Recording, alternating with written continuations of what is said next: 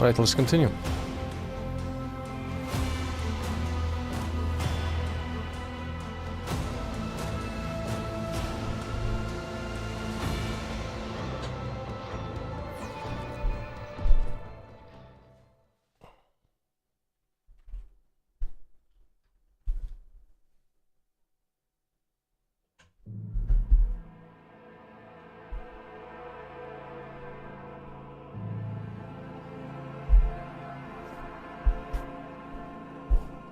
So I finished the last part of the stream today, killing the supposed traitor of House, what was it called? Orselio.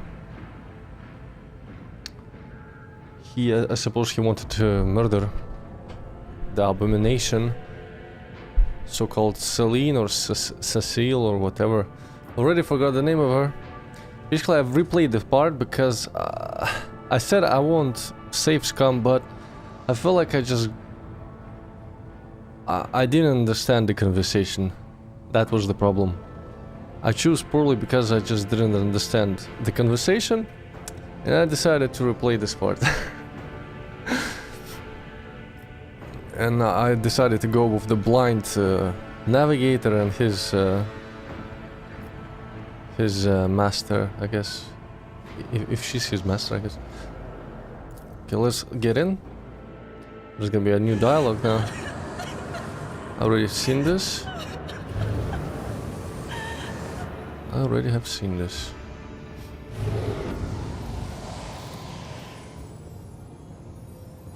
Yeah, yeah. This is the same.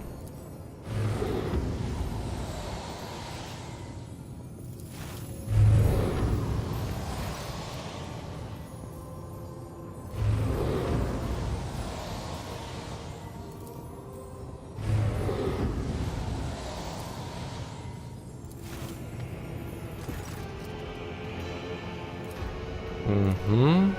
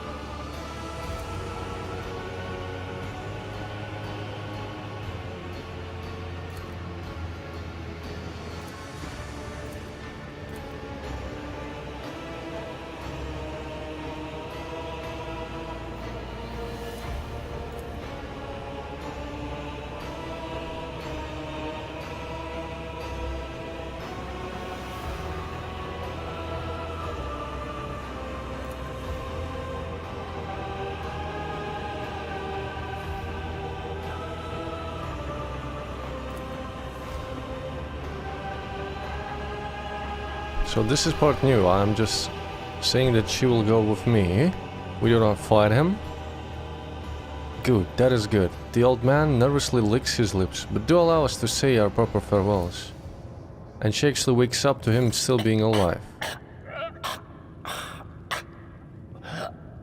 Wake up, my mistress, my sacred child. It is all over now. It is over. What? What happened? You. I remember you. Have you come to save us? Child, please, listen to me very carefully. One last time. You will now embark on a voyage with this lord to rejoin the house and its regent in the Corollas expanse.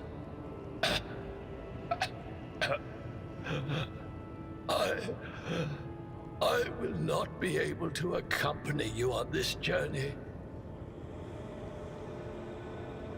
Another trickle of blue blood runs down the old man's face, this time from his nose and ear.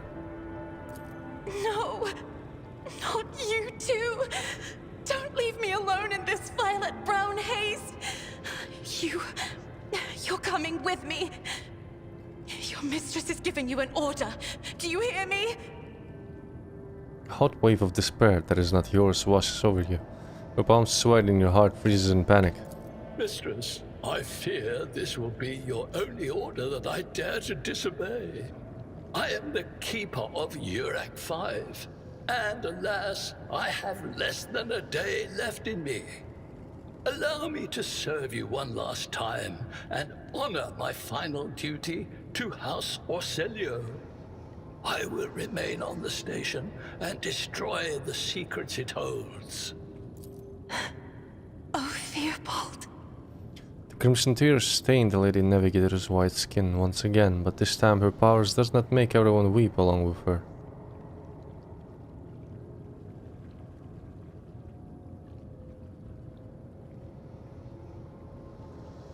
I regret that we had to meet under such circumstances.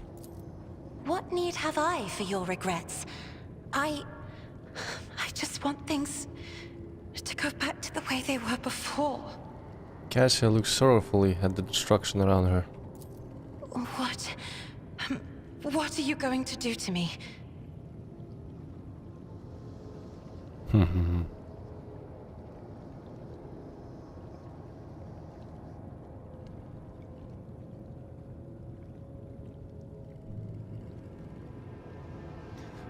I'm gonna go with the third option. Lady Cassia, let us aid one another. Become my navigator, and I shall restore you to House Orselio at the earliest opportunity.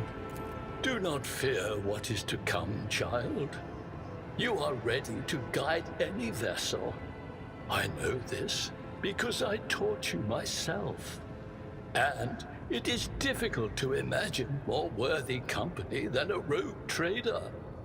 But remember, your safety is of paramount importance. Get to the Great Regent and fulfill your destiny. I beg your pardon, but what about my servants? Urak 5 is still full of people loyal to House Orselio.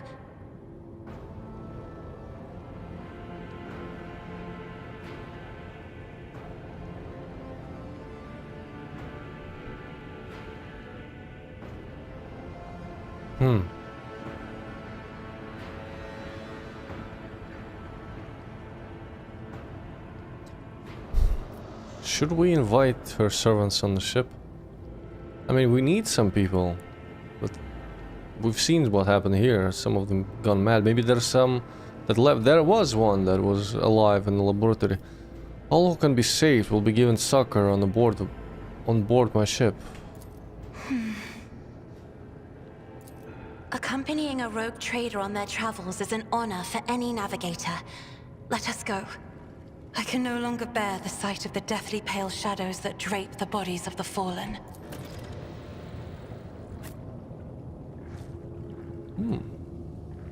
Rise to the top, or get left in the dust.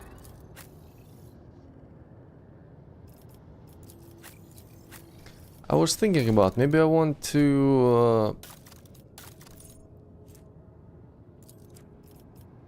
My gut tells me it's a bad idea. I won't stand Can I for put it. this? Ah, flimsy obstacles, not that. I wondered, maybe I should change my my archetype. I was thinking maybe something different that would allow me to combine like more a melee playstyle and a ranged weapon, like ranged ballistic and melee. Don't know.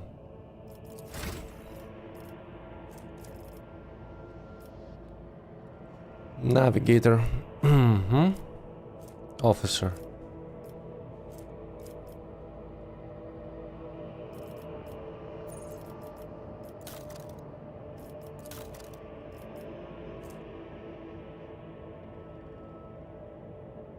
She can buff.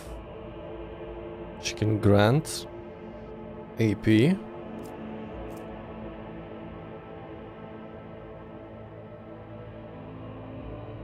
Debuff.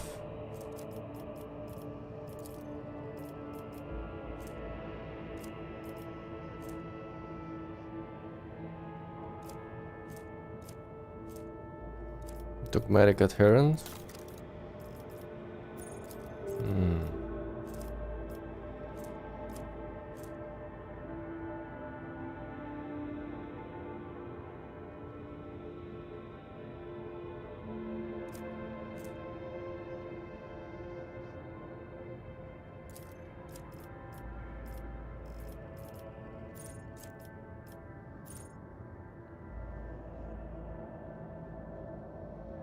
Hmm.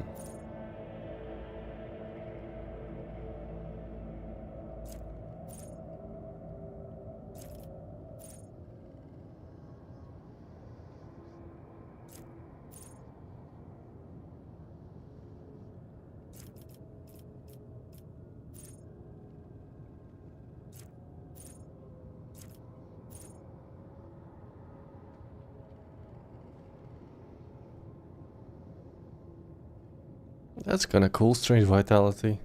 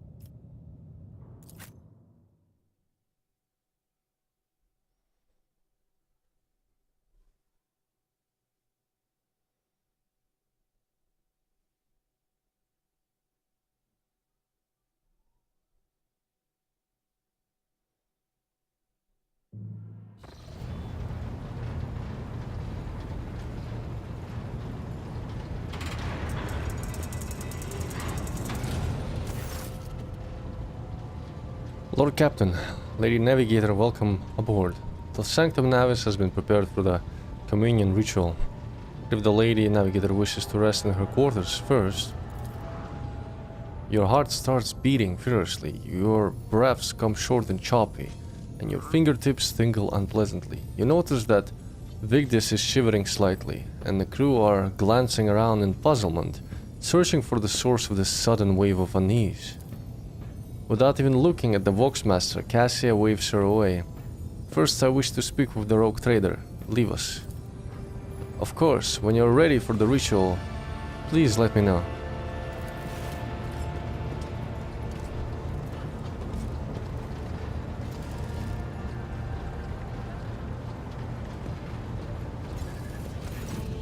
Cassia sweeps her pensive gaze over Vigdis, then lowering her lashes slightly, turns to you.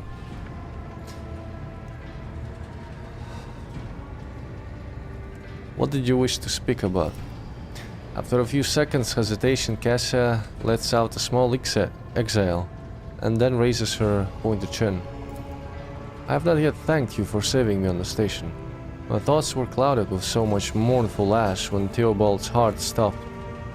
But you acted honorably and did not exploit me in my wretched position, and for that I am immeasurably grateful. I'm also deeply grateful that you saved my servants.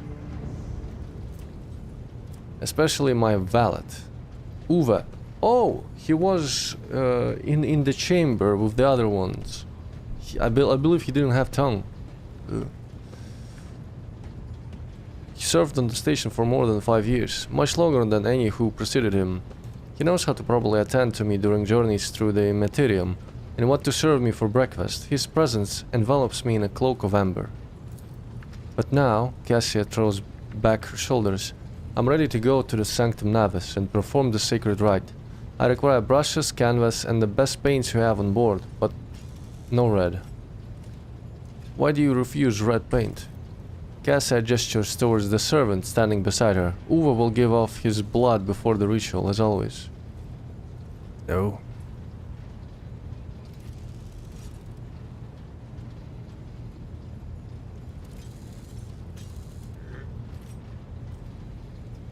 Tell me more about what the ritual entails. I doubt the uninitiated could understand the mysteries of navigation, but I shall try to explain the essence of it. I must merge my mind and will with the machine spirit of the ship, so that I become one with the vessel. Cassia lifts a lock of hair from the back of her neck, revealing gilded implant ports. After that I use the House Arcelia ritual, which I am loath to reveal to you, to free my mind of all errant thoughts, and then it is time to open my third eye and peer into the depths of the warp itself. Among the nightmarish visions, mirages and creatures of the abyss, only the light of the Emperor is the truth that will lead me from star to star. from system to system. Oh, the light. The guiding thread, so far it can slip from one's grasp at any moment. Cassia unfurls her hand as though dropping something. But you have nothing to worry about. The navigators of House Orcello never lose their course.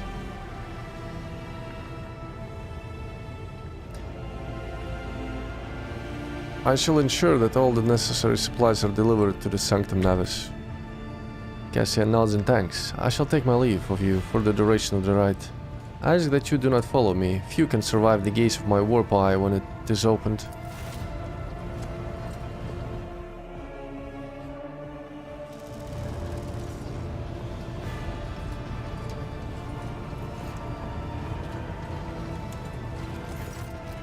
Lord Captain, I will oversee the open channel between the Lady Navigator and the bridge, and may the Emperor's light help us all.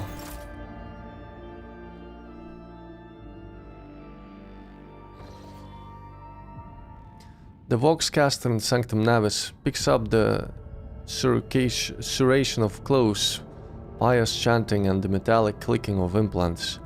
Then the serene voice of the Lady Navigator breaks the silence, initiating communion ritual.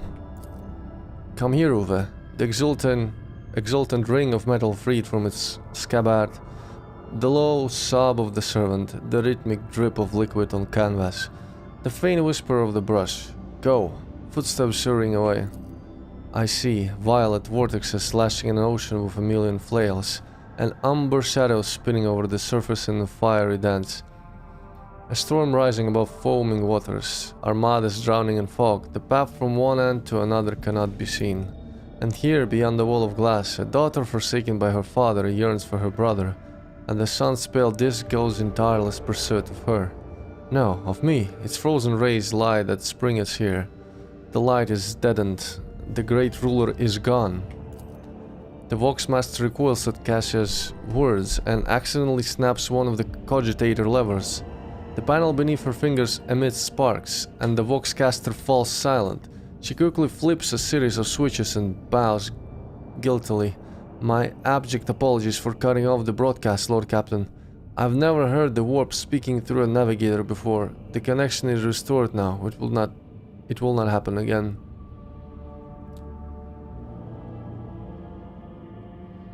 We're gonna leave her undisturbed. What the fuck? I've pushed the wrong one. Soul-shredding screams drown out the Vox transmission. The servants in the Sanctum Navis are howling and shrieking like wild beasts, moaning in pain, their throats raw from the strain, and then sudden silence. The dull thud of dropping bodies proclaims their fate. It appears the servants were part of the Lady Navigator's rite. As it was for her predecessor, I will arrange for the bodies to be removed from the Sanctum Navis after the ritual, or what is left of them. Rogue Trader, I fear I have unfortunate news.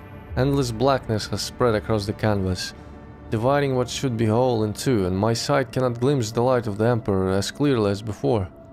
I cannot turn around, my brush only draws me onward, the way is blocked.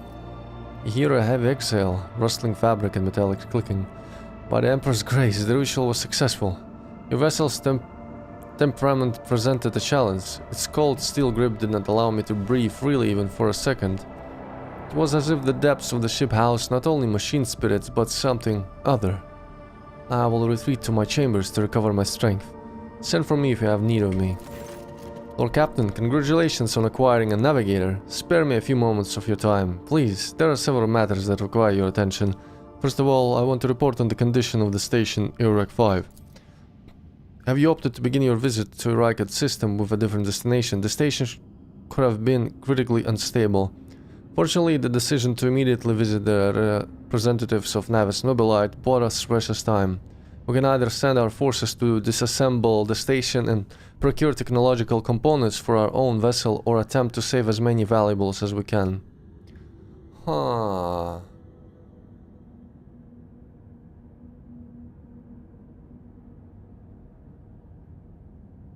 We're gonna just gather components.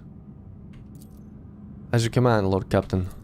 With your permission, I would also like to remind you that we are still looking for an NGC Prime.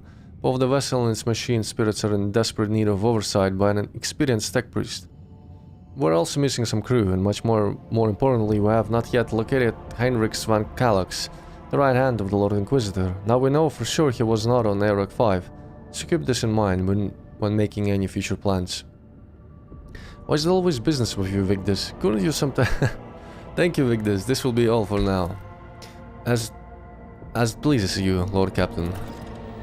Can I exit the menu?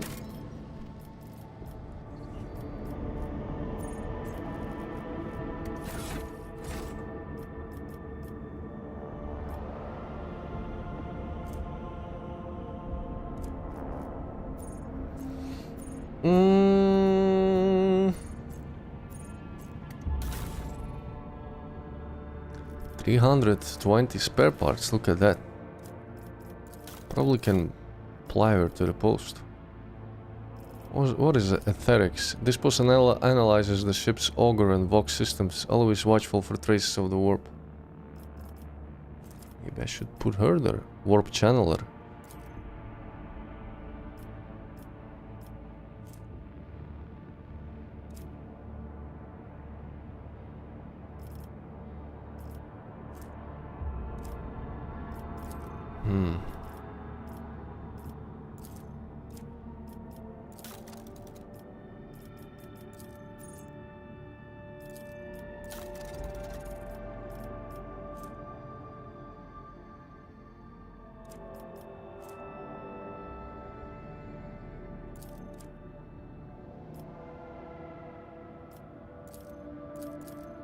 Take off.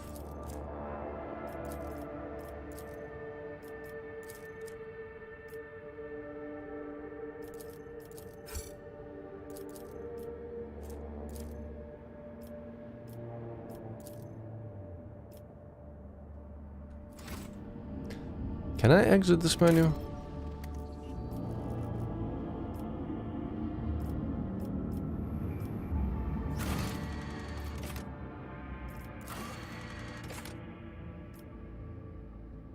Racket Manoris, Racket Philia. The crew losses suffered during the cultist raid can be remedied on Racket Minoris. Majoris Minoris. Should probably go there first.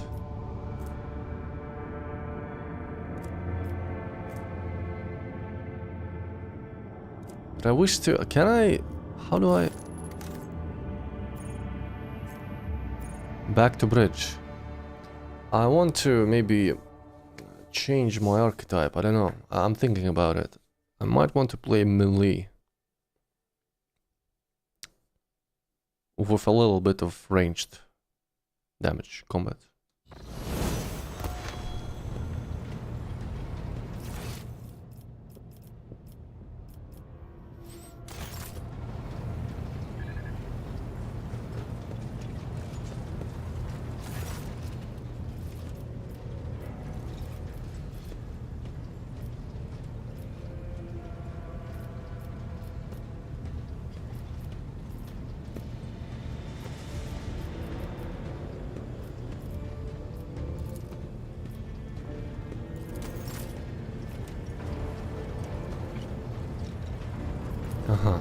Let's make a save file.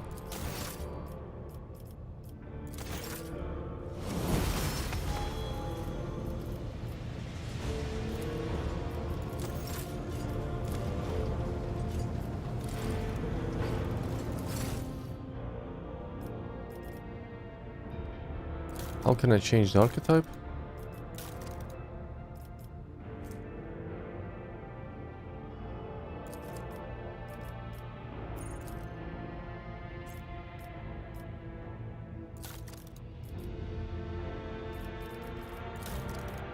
Oh, wait, so you can't.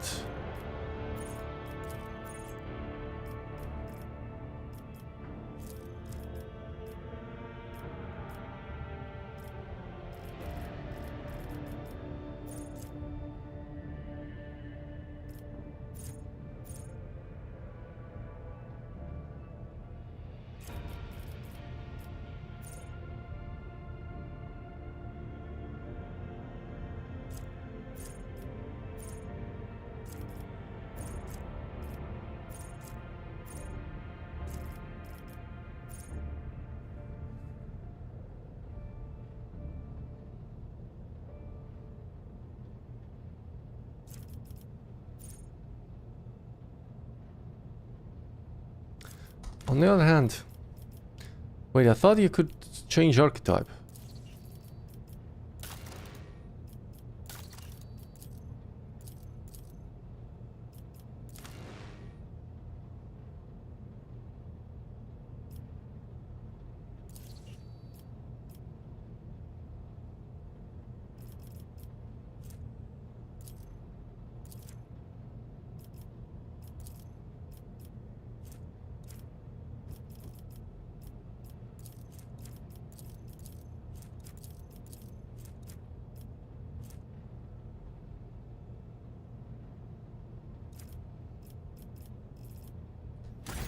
I'm gonna...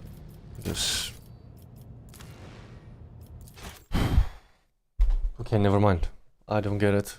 You can't change archetype. It's locked. You can only reset the... talents. I suppose then I will run with what I have already. I'm not that leveled, you know. I'm still pretty low level, so maybe I can just...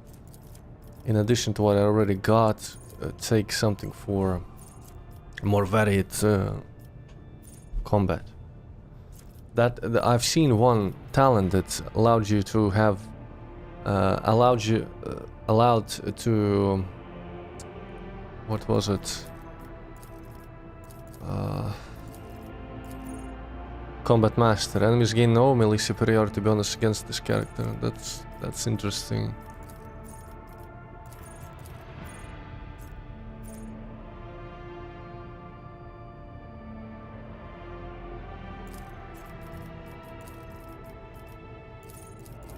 Chain weapon expert.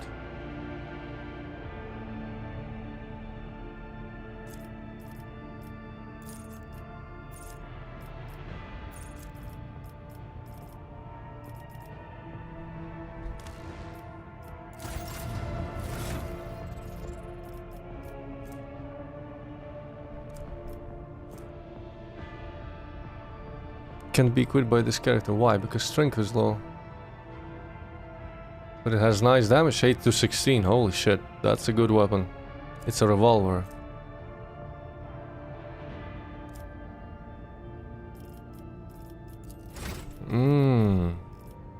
What was that thing? Increased strength?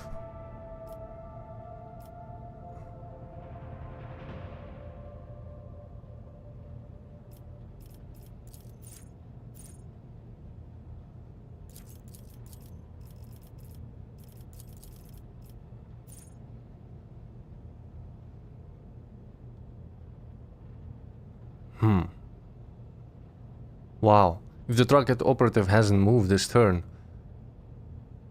Gain +3 ballistic. And damage on single shot attacks for every 5 cells between them and the target. So it's like 4 for the sniper. Holy shit.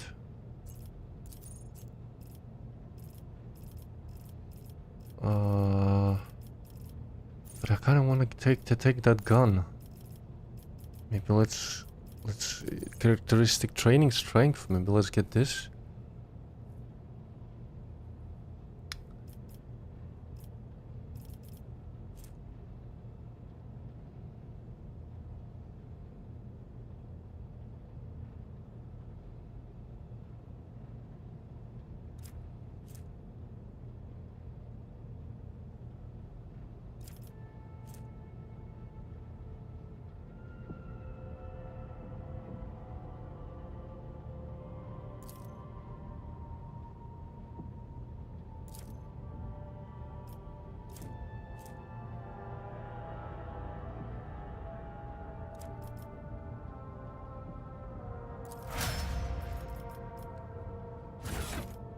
Now I can use it.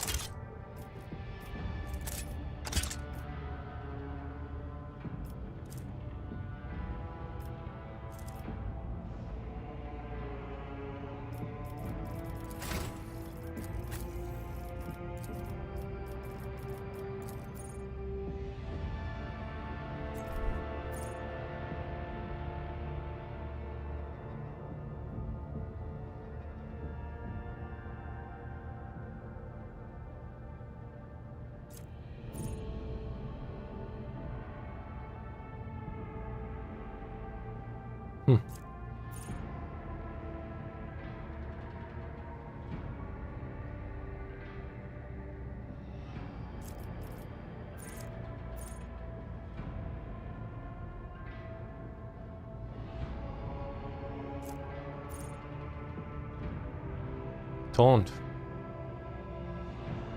I'll take it later. Let's get breakthrough.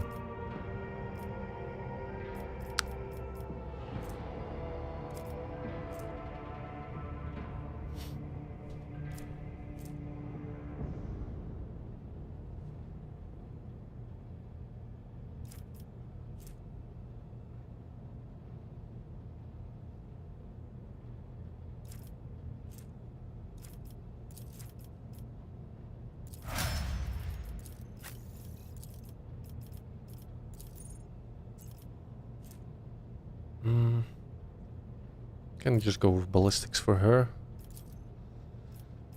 Entrench. Rapid fire. Next burst attack will have its rate of fire double but deal less damage. All the shots will follow random trajectories. I'm not sure about that one.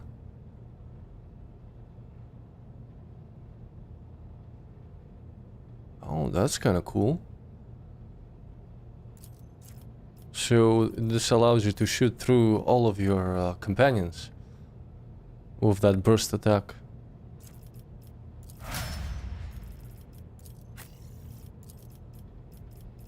I need just psyker abilities for her.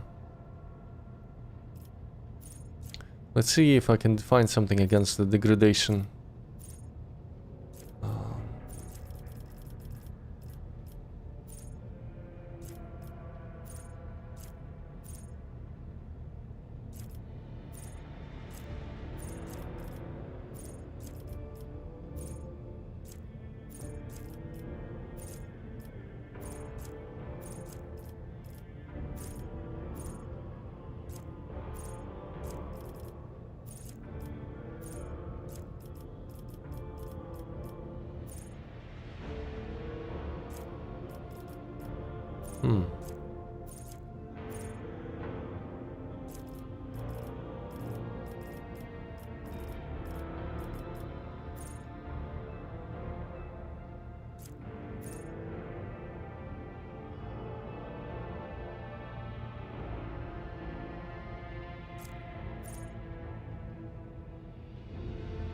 The first power used each turn increases Veil degradation by 2 points less.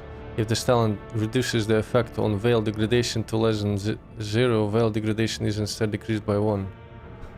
I need this. Yeah, I'm gonna take that.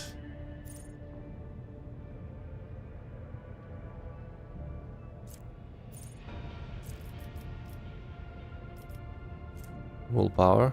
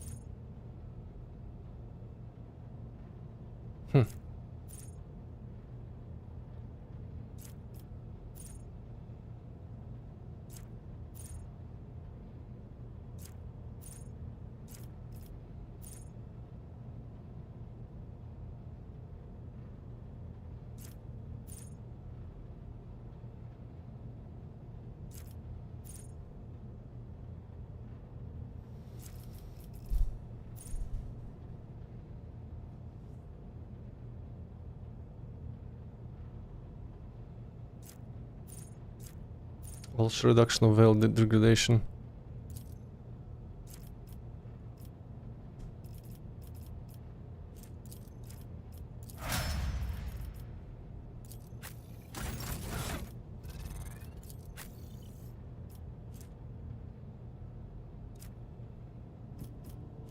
Staff of House of Orsilio. It's the same.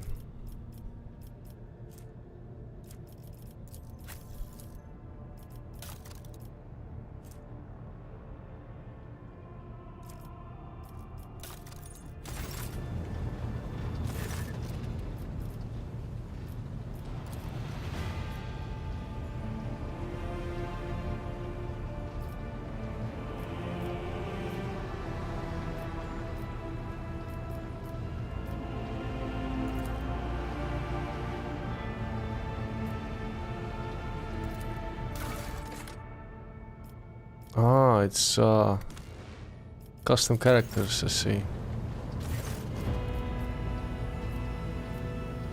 I wish to know what you think of your fellow crew members. Keeping tabs on your subordinates, a wise move. Tell me who interests you and I'll endeavor to be as honest as possible.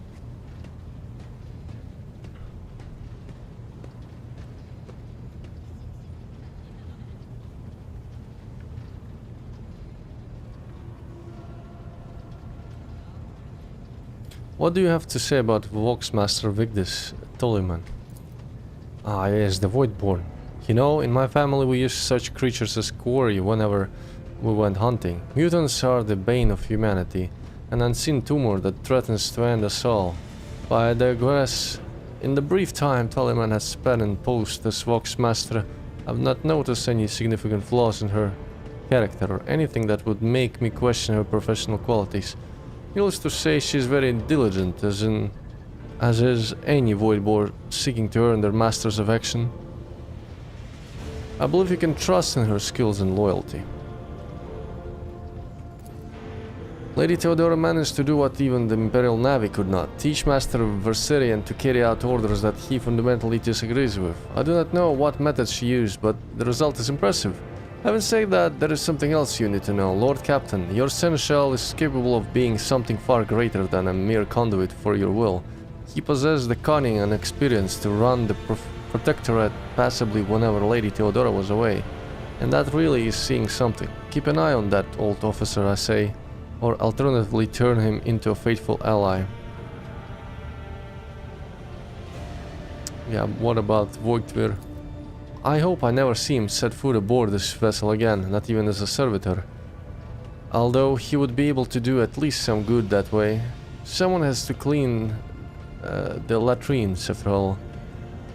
Gave us all quite a fright on that ill-fated day, Lord Captain. And still, to speak candidly, I never enjoyed Master Voigtvir's company, but I believe him to be a man who knew how to do his job. Regretfully, I was mistaken. It turned out Conrad lacked the most important quality for a Master of Whispers, unwavering loyalty to the rogue trader, and his failing came to light in the most deplorable manner.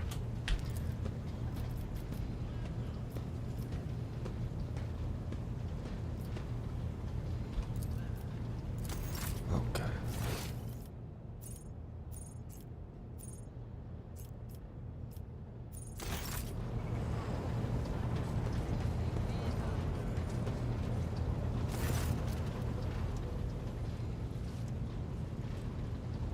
The tall, middle-aged woman stares straight ahead, her eyes vacant as she rubs the implant at her temple. Her collar is undone, and one of her clasps is on the verge of falling off. Sensing your presence, Idira turns her head toward you and offers you a crooked smile, even as her eyes look right through you.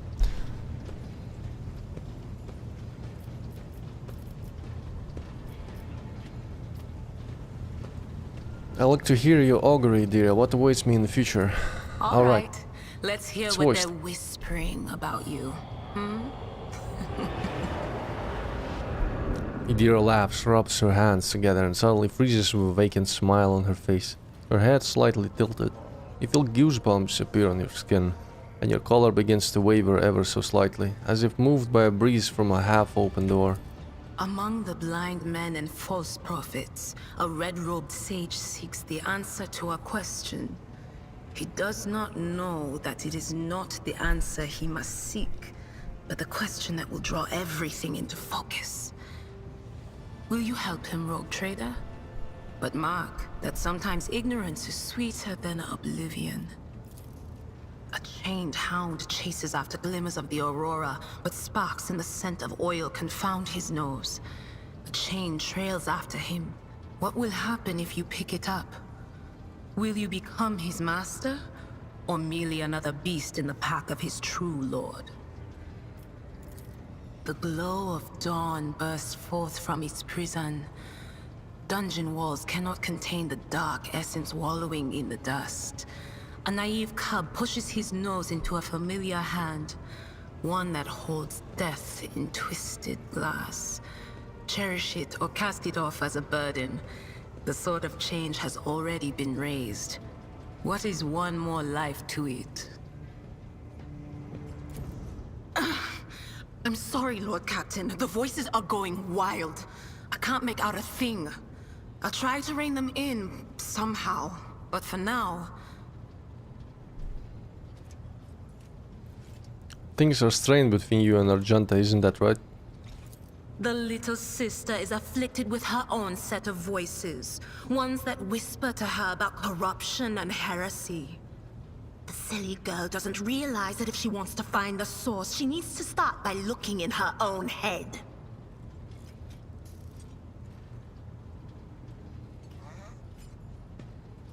About your ability. What are you talking about, Lord Captain?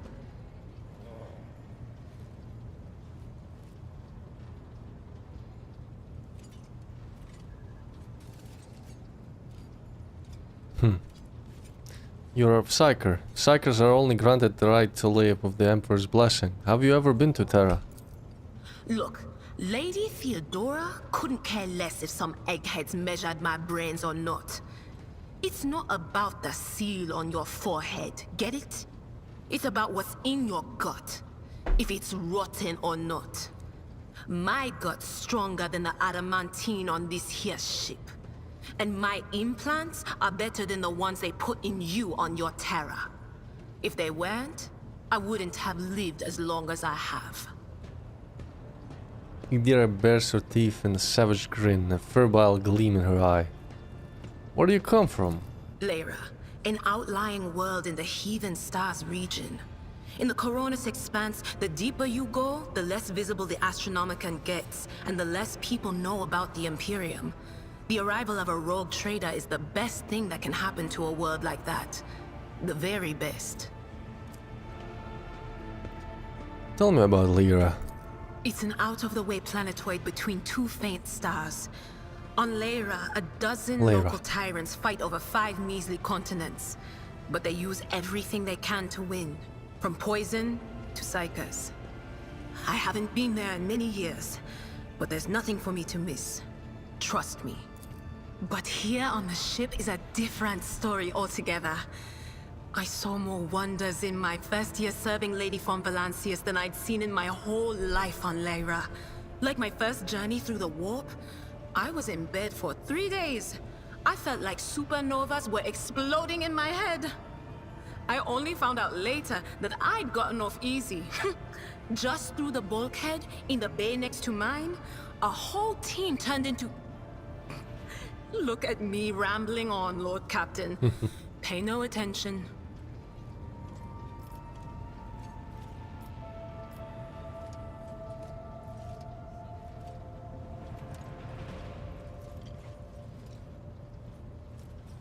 You never finished your story about your first time crossing the warp.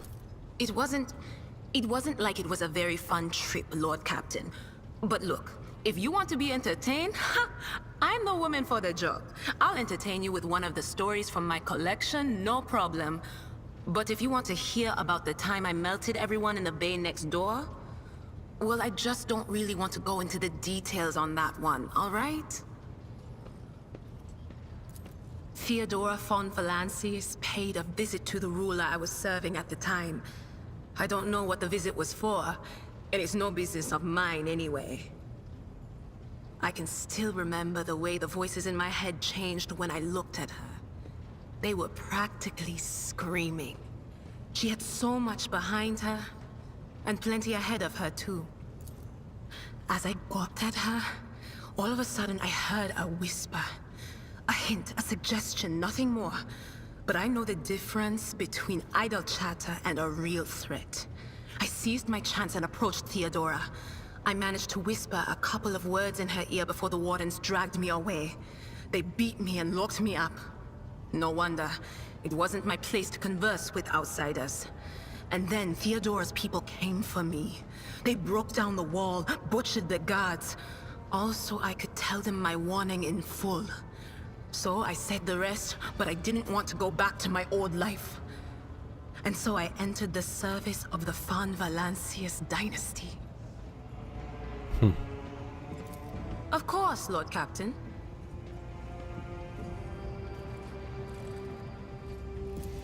Of course. Always at your service, whenever you need me. We can talk to maybe Cassian and maybe she has some kind of quest too.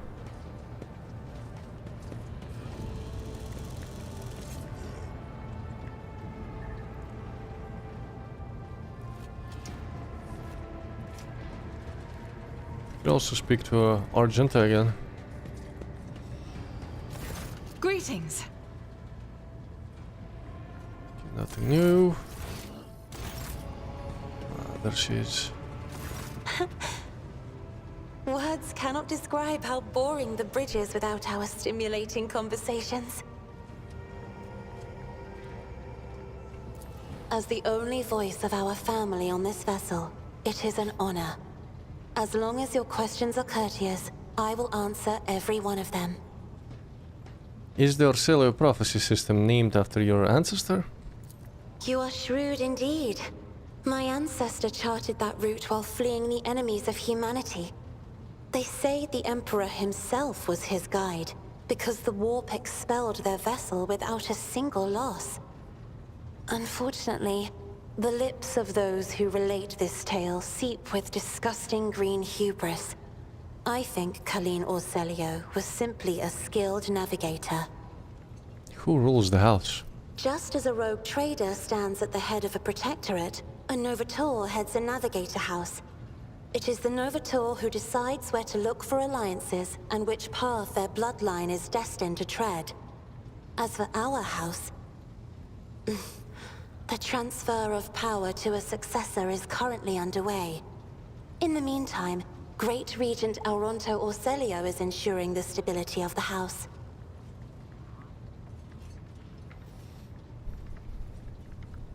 You lived in seclusion on a closed station until Felak committed his sabotage, so then you must be the Novator's successor.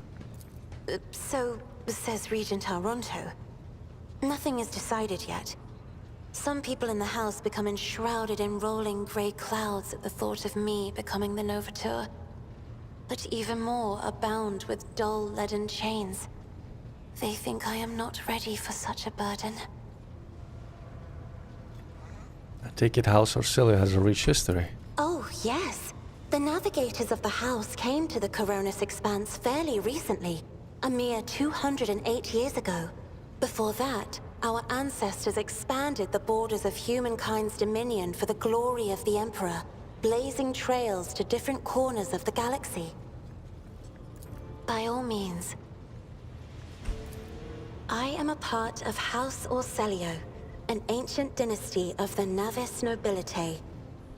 Since time immemorial, our family has served to advance knowledge, pushing at the boundaries of the dark unknown. The Starway Atlas contains 2,843 routes that chart the sectors of the Segmentum Obscurus and reach all the way from the Coronis Expanse to Holy Terra, and uniting the Imperium's thousands of worlds. House Orcelio is bound by commercial pacts to houses Galeatis, Ortina, Drotus, and... There is a dark blue knot tightening on your neck, Lord Captain. I can see my reply is not satisfying your thirst for knowledge. What is it you desire to hear exactly? Allow me to ask you a few personal questions. You have my permission, Lord Captain.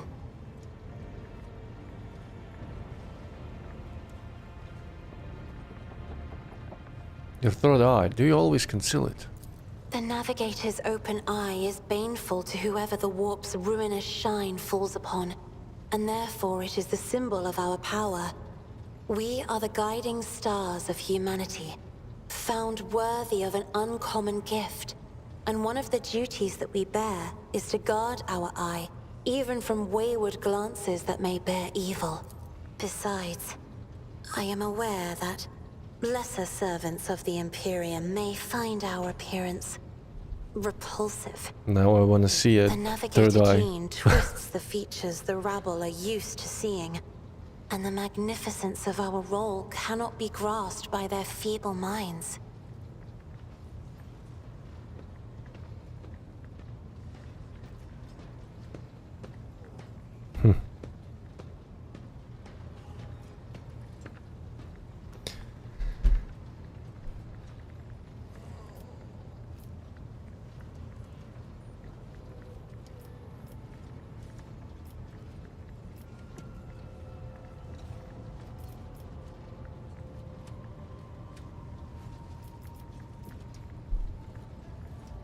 Should I?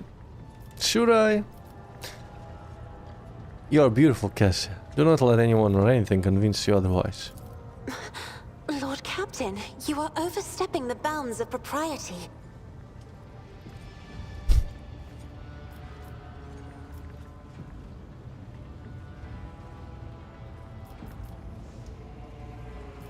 Do not take my words to heart. They were born of common courtesy. I see. Backpedaling, backpedaling. Forgive me. I misunderstood.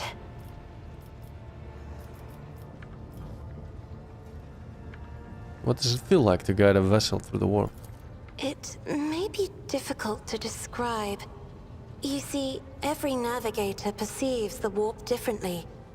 My mentor, Great Regent Elronto, always described his travels through the Immaterium as a journey through a vast wood with countless paths. And I, assisting him in the first voyages, futilely tried to follow his example. But the wood would not reveal itself to me.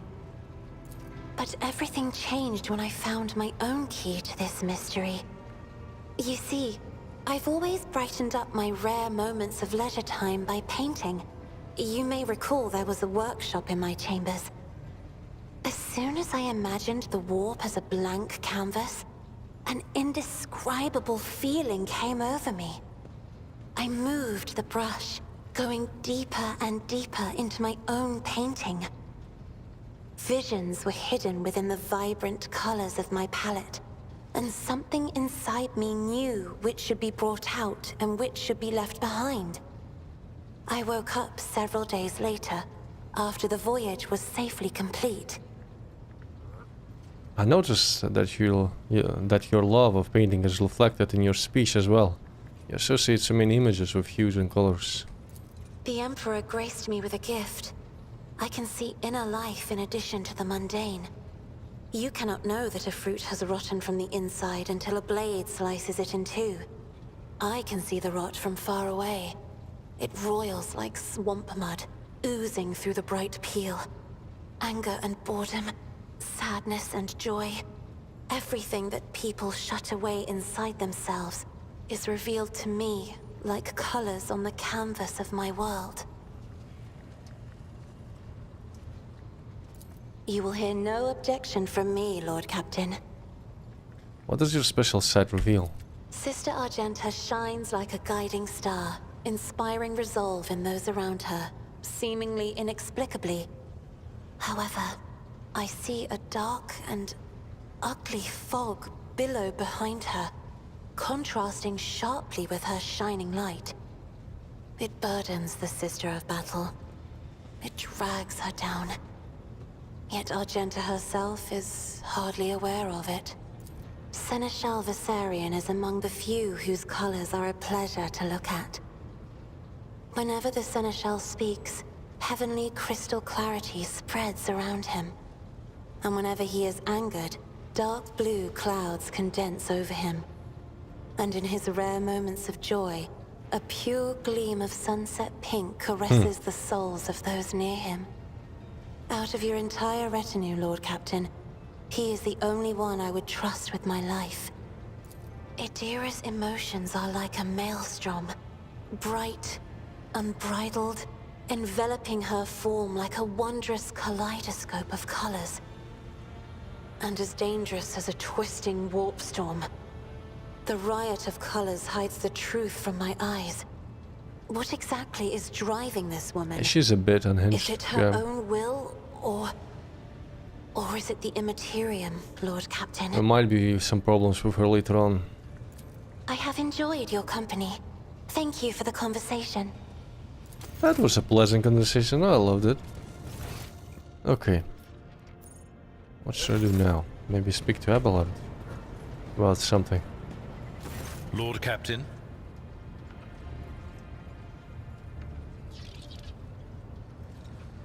Let's talk about things that may be useful to me as a rogue trader. A noble aspiration, Lord Captain. I am ready to acquaint you with all the particulars that interest you. Conrad, our previous Master of Whispers, what can you tell me about his betrayal? What do you think he'll do next? You know, Lord Captain, I am no admirer of fine art. But when we next find ourselves in a civilized port, with time to spare, I will promptly find an artist and commission a portrait of the individual to whom you refer, with a hole between the eyes. Conrad Voigtveer. That he committed his treachery and escaped with his life was an unforgivable oversight. We both served Lord Captain Theodora for many years, and we never saw eye to eye. He was brash. He was never afraid of assuming responsibility, and he willingly took on difficult tasks. I am loath to admit it, but the Von Valancius Protectorate continues to reap the fruits of his labors to this day. His service always garnered my respect. But everything else about him made me want to wring the neck of that two-faced snake.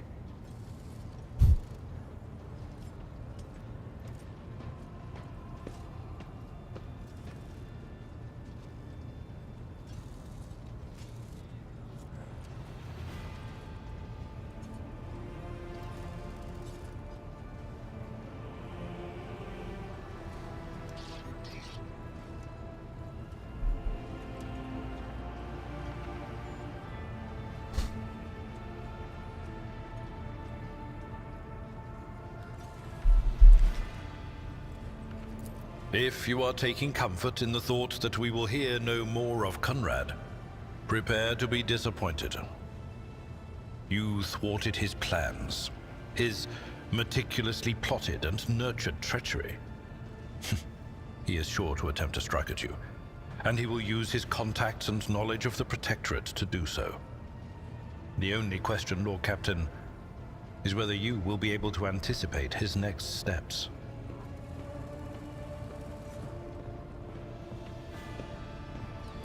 What are the main players I need to be aware of in the Coronas Expanse? In the first instance, you should treat official representatives of the Imperium with respect. The Expanse may be on the fringes, but it still numbers among the territories of the Golden Throne. The arrival of the Lord Inquisitor has turned the Coronas Expanse into a less wild and uncontrolled region, to the regret of some individuals who had grown inured to the local lawlessness.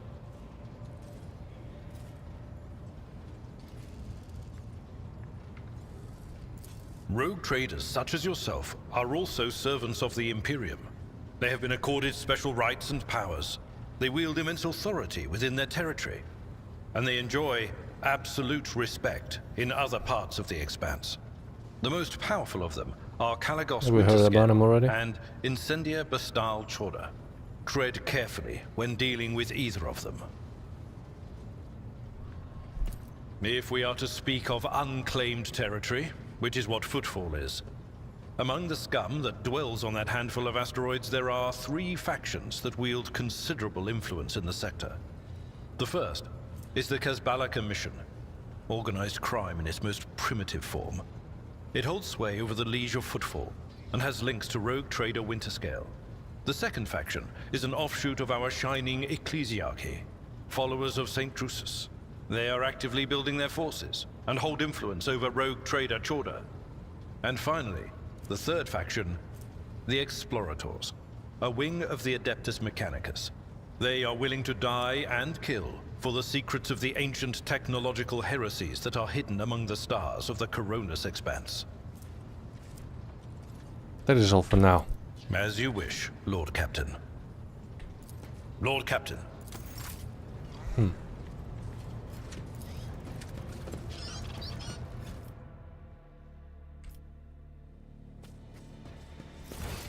My quarters. What can I do here? Loot?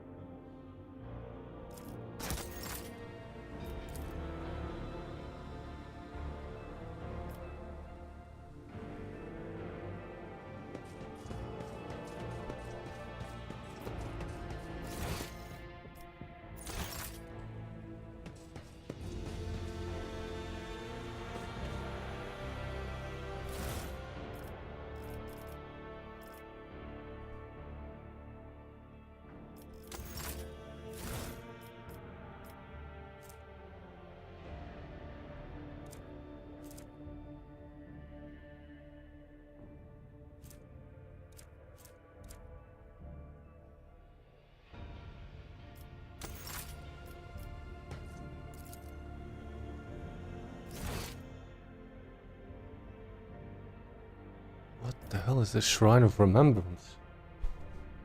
Are those...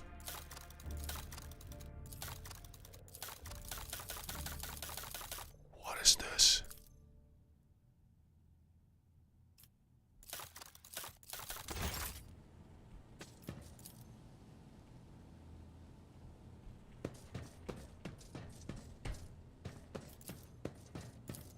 Right, let's continue. We're going to the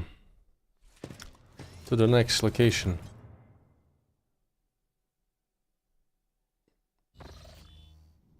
To Racket Minoris.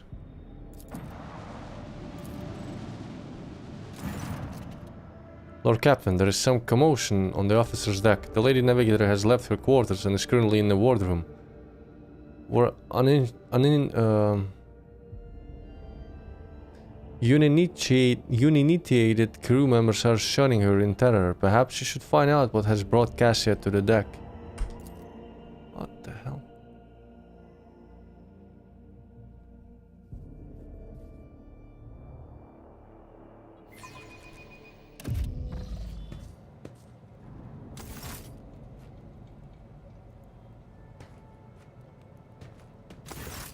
Lord Captain, my apologies. I did not notice your entrance. It pleases me to see you adjusting to life aboard the ship. Compared to Urak 5, your ship is a boundless world of unfamiliar hues. And yet, the abundance of bright colors can at times be wearisome on the eyes. The bridge and the decks are so clamorous. In my search for a place of quiet, I was fortunate to come upon this islet of serenity filled with rare tomes and practically devoid of color. I see you're fond of reading. Oh, this. I found this fascinating read on one of the shelves, and I must say, it has caught my eye. Its every chapter is written in verse. I find it so beautiful and enrapturing. Urak 5 had a vast archive of its own, of course. Although most of the works within had to do with scholarly disciplines of some sort or another. Only in my sparse moments of respite was I allowed to escape into the pages of more embellished works.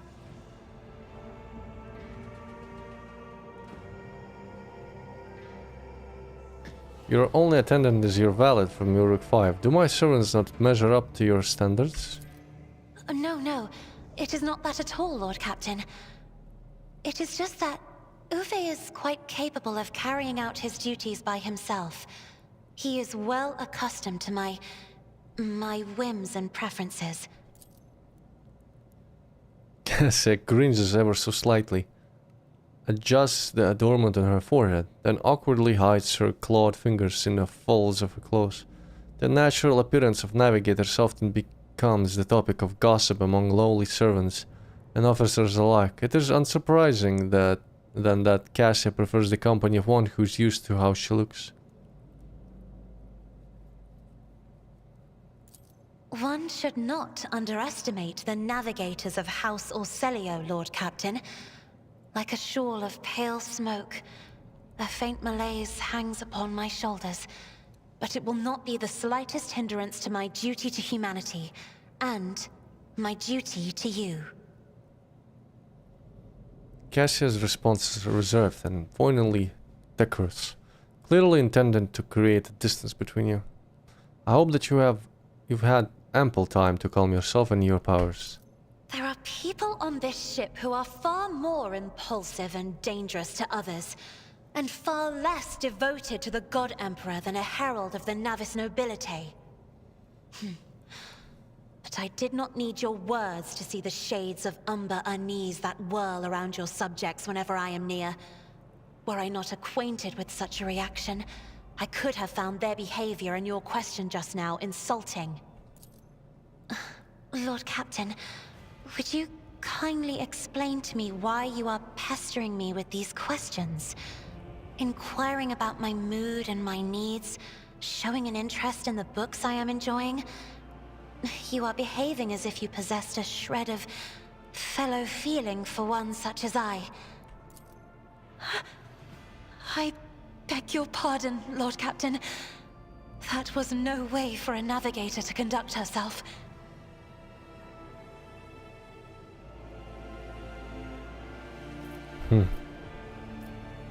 We can cut her off completely right now.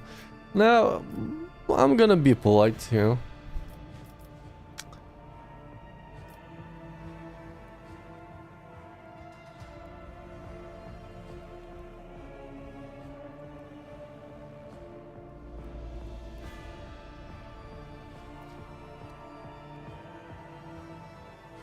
You have nothing to apologize for. Human emotions are natural, be they good or bad, and it is just as natural to share them with others. Please forgive me. I cannot even understand myself right now. Your words and attention have reminded me of life on the station, of Theobald and Felek. I do not understand. They were merely the keepers of Urak 5. So why do memories of those two make me feel a strange heaviness here? She places a hand on her breastplate. At the same time, I find myself overwhelmed with new excitement and anticipation. At last, I have set foot outside my familiar walls and into a world that I have only seen before in the pages of books. Your ship alone is a treasure trove of remarkable artifacts and curiosities. And just imagine the things that await beyond, but my delight must seem childish to you, surely. In your heart, you must be finding all this quite amusing.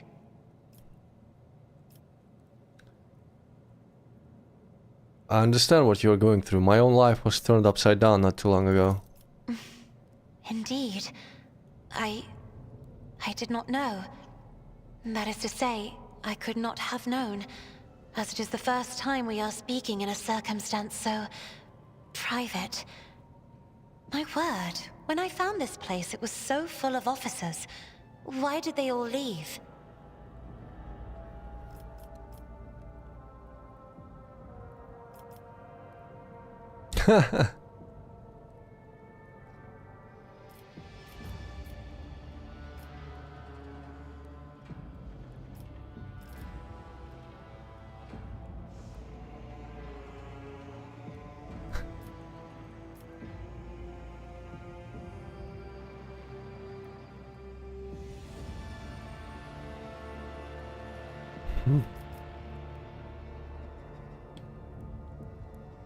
If I may be so bold as to presume, my subjects must have found themselves overcome by your rare beauty, as I have.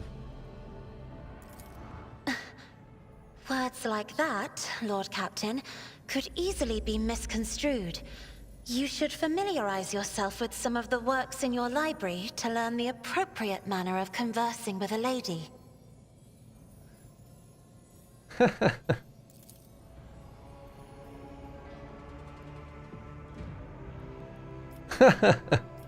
What? You started what? You started a romance! 53% of players have this achievement.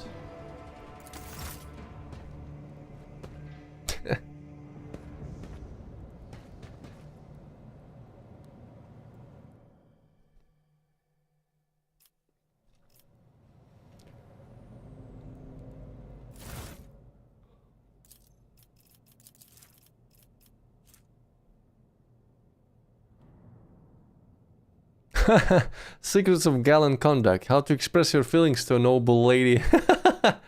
uh...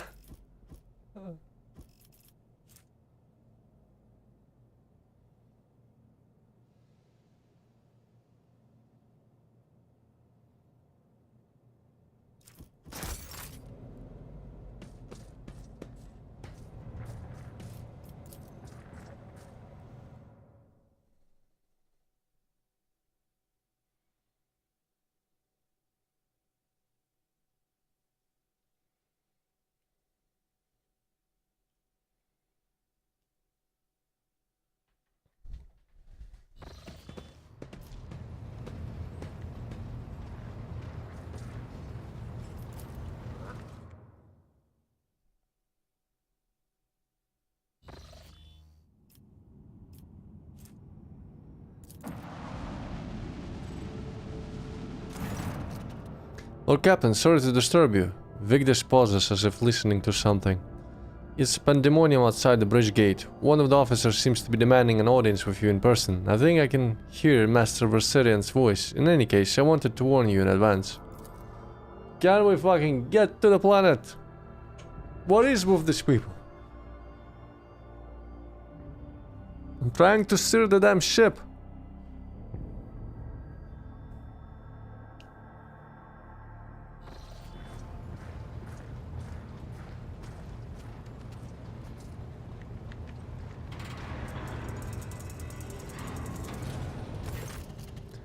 The everyday sounds of the bridge are disrupted by voices raised in anger. Abelard's voice is the loudest of all. This is not the conduct of an officer. They are the antics of a highborn brat out on the lark. Explain yourself, Lieutenant. The young woman standing before Abelard strives with all her might, not to quail under the onslaught of her superior's anger. She falters but then manages to look him in the eye and say, I apologize, sir, but I must speak to the Lord Captain. Very well, Lieutenant. You may address the Lord Captain, not least because I see you have already seen fit to disturb him.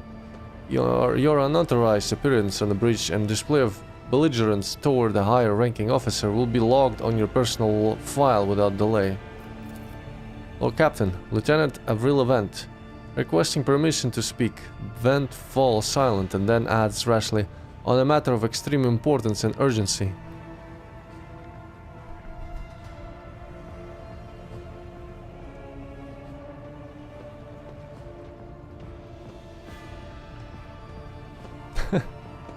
You may speak, but I want to hear a report, not a shouting match. Having two officers bickering in full view of the bridge is unacceptable. I am sorry, Lord Captain. I thought that drastic time called for drastic measures. Vent exclaims, hotly. This matter cannot wait. Any minute now, an assault unit will be dispatched to the lower decks on orders to crush the workers' strike by any means necessary.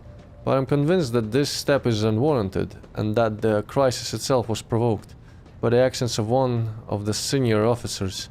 Vent is almost trembling with tension as she delivers her speech, her face extremely pale. Abelard, in no hurry to intervene, lets out a skeptical huff. He glances at the sourback standing not far from him, but she maintains a stony expression. Lord Captain, I urge you to investigate the actions of Seneschal Verserian, and to intervene in what's happening on the lower decks, because very soon we will have a mutiny or a massacre on our hands. Van reels off the last words as though she knows them by heart. She had clearly been preparing to say them for some time. When she is finished, she casts an anxious glance at Abelard, then at you.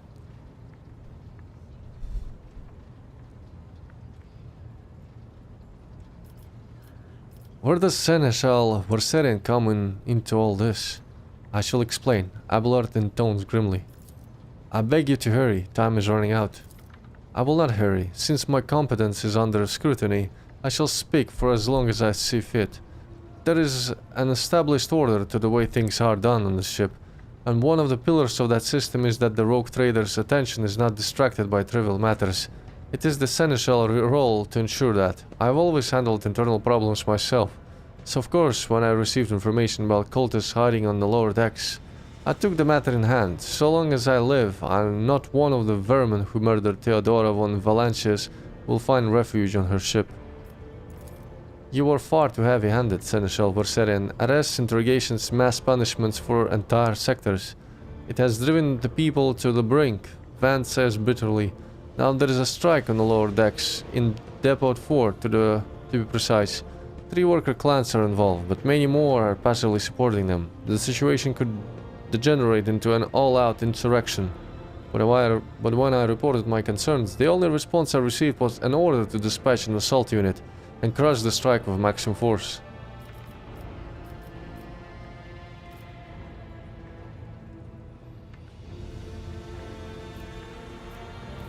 Abelard, what do you have to say to all this?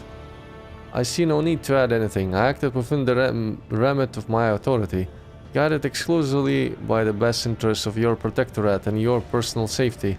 If you wish to confirm the rectitude of my actions for yourselves, I have no objections. For my part, I urge the Lord Captain to go down to the lower decks, stop the assault unit and speak directly to the people.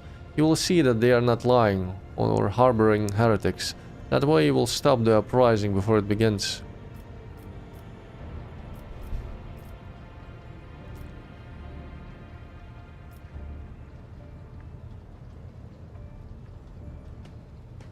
I am certain Seneschal was acting within his authority, but I will verify the soundness of his decisions for myself. Throne preserve you, Lord Captain. I thank you for your support. Abelard grits his teeth slightly. An enterprise bordering on the sophomoric, but please yourself, Lord Captain. However, I categorically insist that I escort you. Lord Captain, I regret that the enforcers were unable to handle the situation, which led to your and the Seneschal's involvement. I consider it my duty to go to Devonfort myself and see the expedient resolution of this incident. Okay, let's see what happens.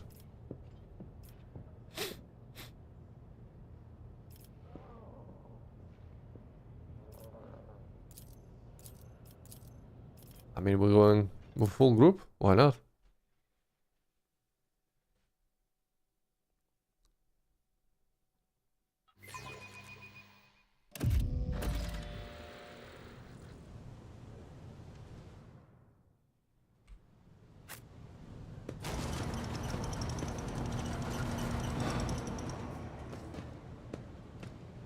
Hey, it's Versarian. Take that scum. Look who it is. This is all his fault. Okay.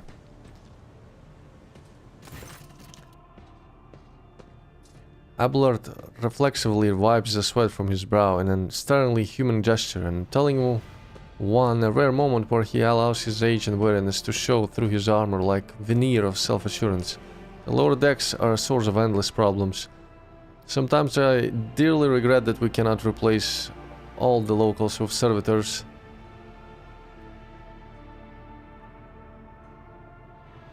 Let's keep moving. We need to get to the bottom of this.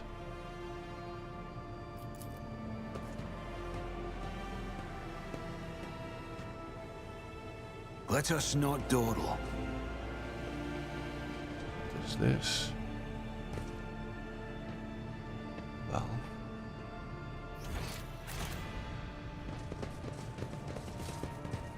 I still do not see our purpose in coming here. Relax, old man. Going for a stroll on the lower decks every...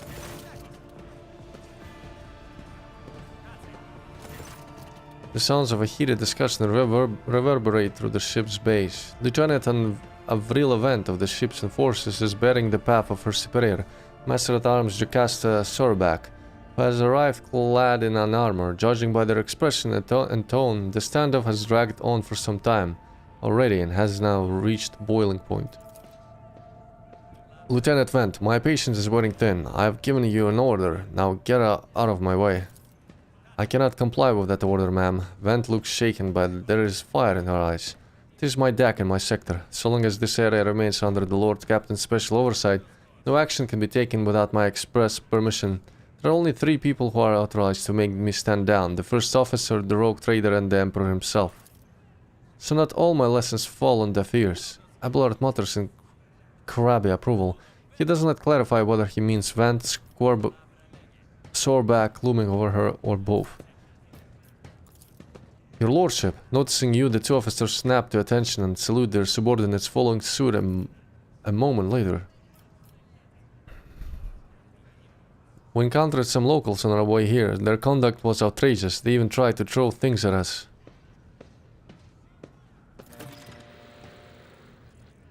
Van paled slightly. The people are getting desperate. Clearly, they saw the assault unit and they decided they had nothing left to lose.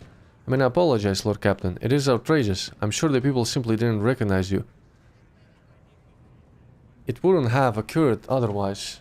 We will deal with them once the current situation is resolved. Okay, I'm gonna get that. Grab a drink.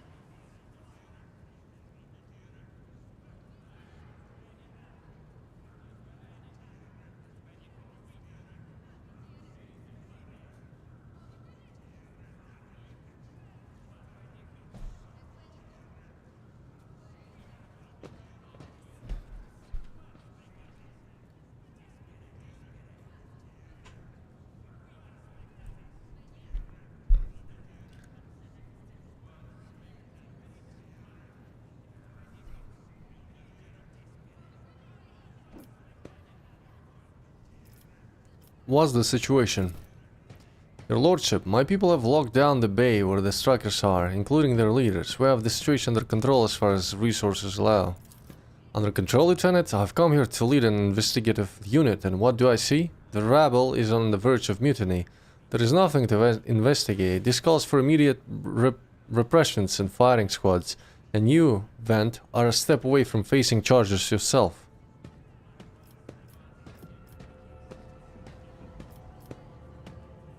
I want to speak to the strikers. Abelard's mouth twists, but he restrains himself and says nothing.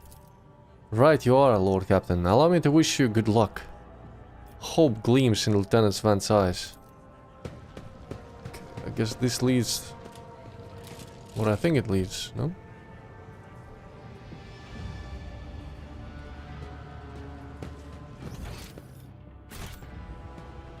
Ah, it doesn't lead anywhere. Always keep your eye on the Forward, prize. I guess somewhere here.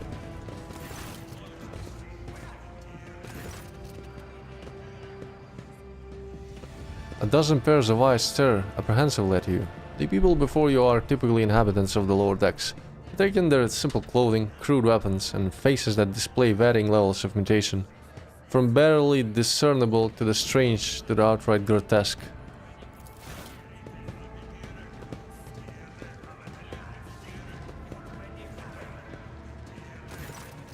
A whisper passes through the crowd, and you detect a mixture of fear, astonishment, and joy in their reactions.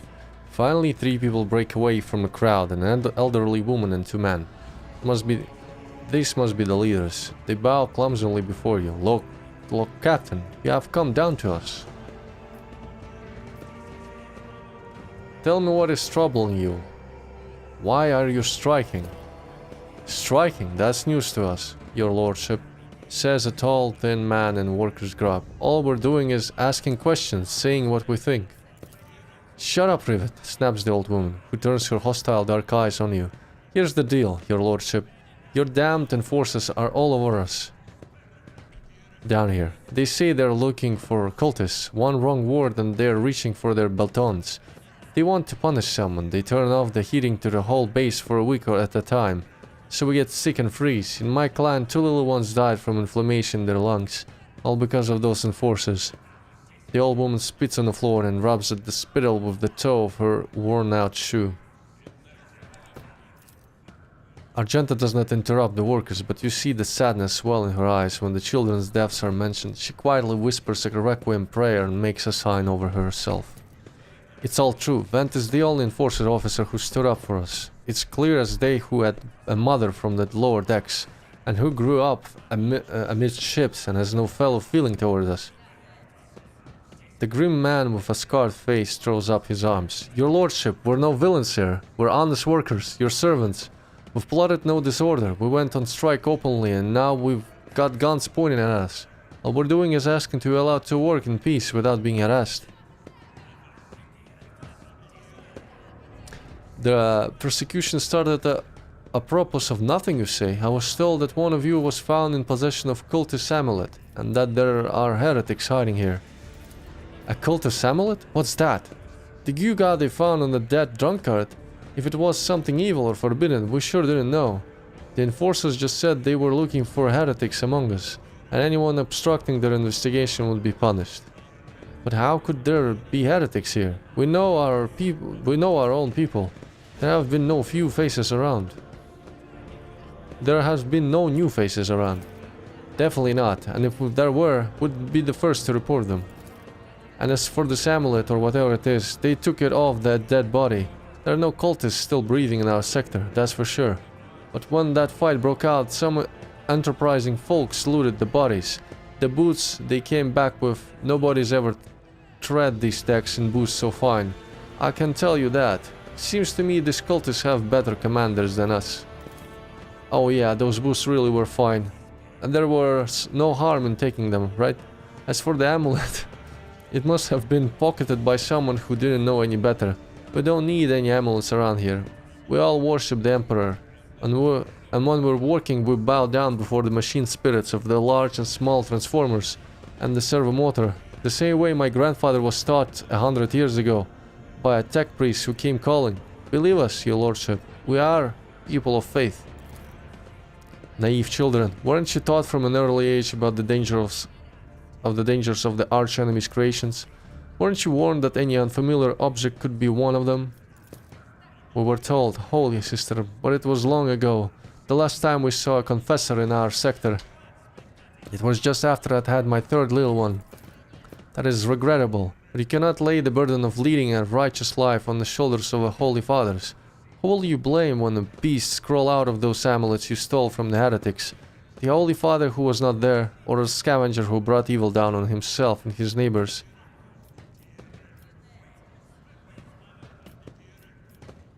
Abelard, do you have anything to add?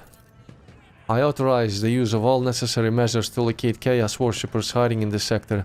The specific steps taken by the officers were not reported to me. Abelard frowns, clearly disgruntled at having to explain himself in the workers' presence. Nevertheless, I'm certain that their actions were justified. Cultists are no drunken stevedores. They are the enemy and the threat to the ship. Neutralizing them demands decisive action.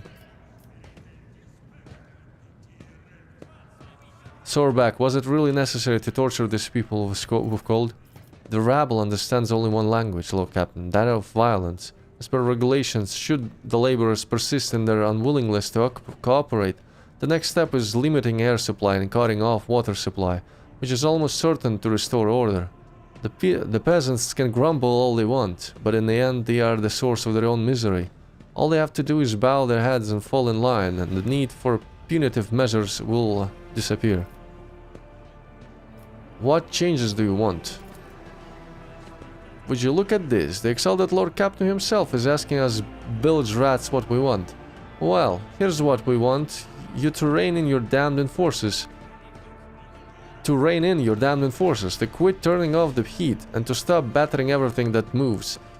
No, that's not it. We want the enforcers gone from here, and we want to be armed. Give us arms, and we'll govern ourselves. We'll defend ourselves if these cultists do show their faces. I've been leader of my clan for 20 years now. Getting rid of these club-wielding thugs can only improve things around here. You've gone too far, old man. They'll never let the maggots on the lower decks live without the enforcers breathing down their necks. They probably even insist on enforcers on the upper decks too. As for weapons, what do we need them for? Before the first day out, we'll have someone shooting their neighbor out of stupidity or drunkenness. We don't need that. If the enforcers stop hassling us, that'll be enough. Yeah, I'm not gonna give them any weapons for sure. In return, we'll find the scavengers who robbed the cultist's body, and we'll talk to them, one lower decker to another. If there are any more of those damn amulets about, we'll hand them over to the enforcers ourselves. You speak for yourself and your clan, and I'll speak for me and mine. I don't want empty gestures, I want real change. They'll promise us the world now, but as soon as the anointed one turns his back, these brutes will be on us even harder than before, all because we dare to speak out. The tall worker's eyes dart between the two arguing leaders. Every few seconds he opens his mouth as if planning to agree, but each time he falls silent, simply making a few vague noises of approval. Let's see.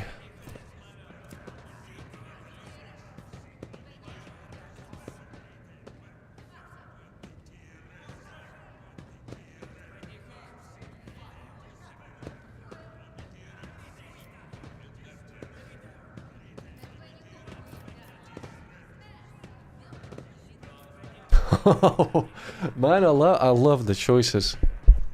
You can just, you know, just go for the fucking heads immediately.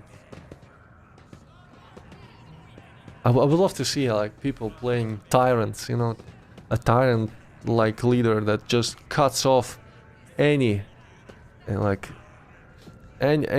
of disobedience amidst his people.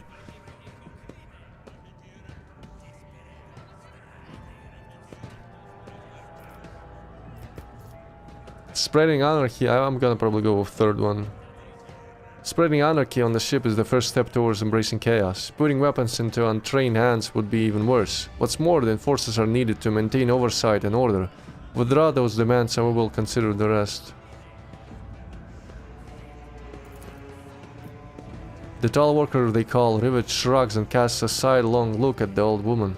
Old Nan, listen, listen. The old captain himself has come down to us and is offering concessions.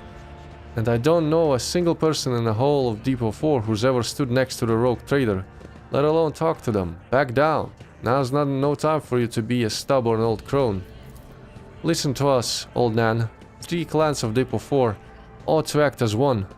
We've made our minds up. It's your turn to decide. Don't ask them to disband their enforcers or give us weapons. We don't need any of that. The old woman hisses in dissatisfaction. You two are ganging up on me, is that it? So brave you are against an old woman. But I'll shut up. I will. Indeed, I won't go against 2 clans leaders on my own. If you want to make peace with the enforcers, make your peace. That's great, just fantastic. Lord Captain, we're all agreed.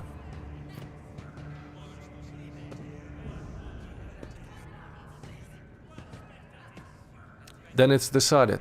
The persecution will stop, and I will expect you to assist in locating any remaining amulets or weapons left by the cultists. Your lordship, thank you. You have not abandoned us lower deckers. You came yourself and settled everything.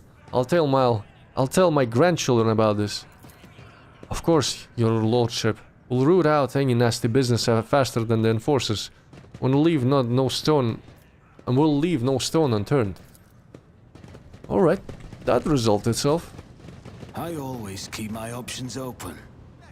That was good.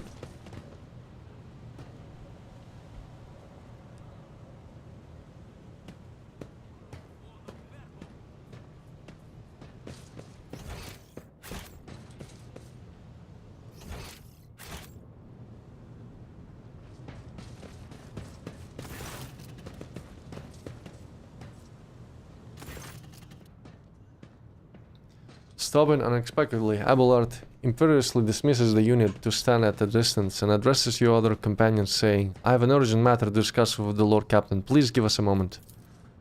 Abelard looks at you and his last vestiges of restraint vanish. Well, are you pleased with your investigation, Lord Captain? You kowtowed to the disloyal rabble. You believed their lies and showed them leniency. Next time the ship is attacked by cultists, that rabble will welcome them in with open arms and allow them to wreak whatever havoc they like, because they see you as a weak leader.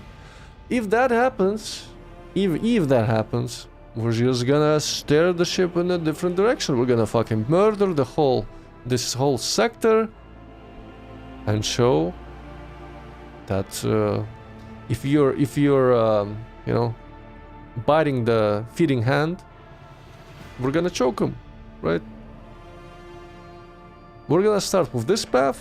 If they choose violence, we're gonna go with violence.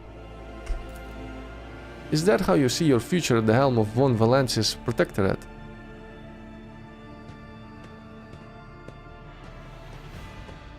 There is some truth to your criticism. I should say so. Abelard heaves a sigh, but he visibly relaxes. You simply needed to trust me. I would have handled the situation myself had you not decided to intervene. Remember, Lord Captain Theodora, do you think she ever set one slippered foot on the lower decks?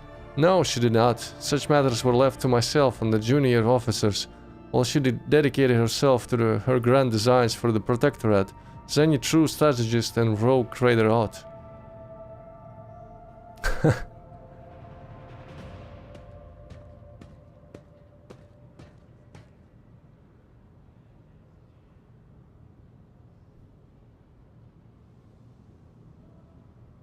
I would be only too willing to trust in my seneschal and not fill my head with such matters, but the situation had spiraled out of your control, Abelard.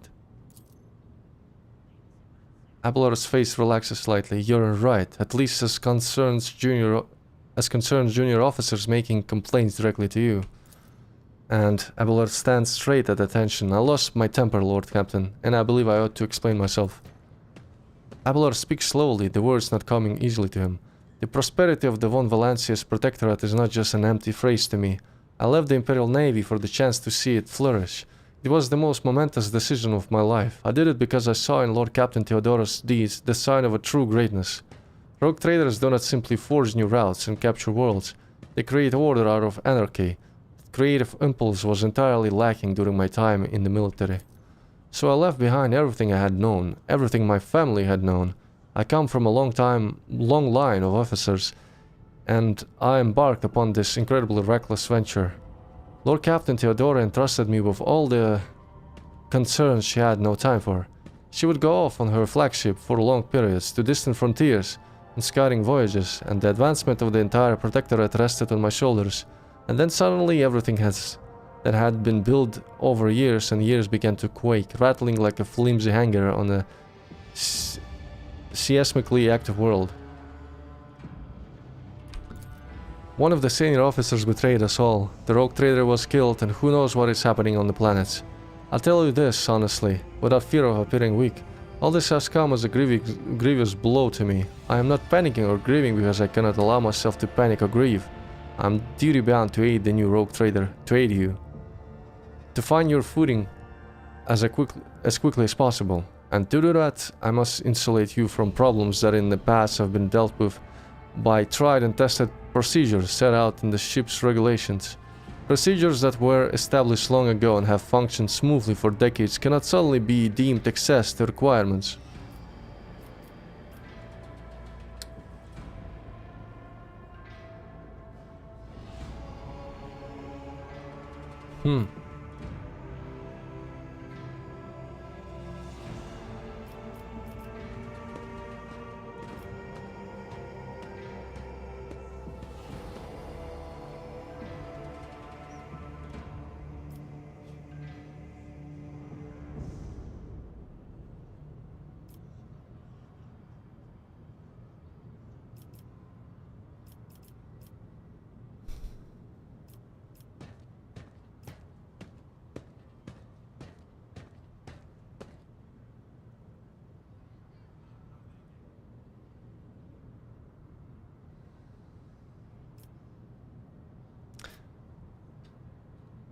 I love the open, the second choice, yeah.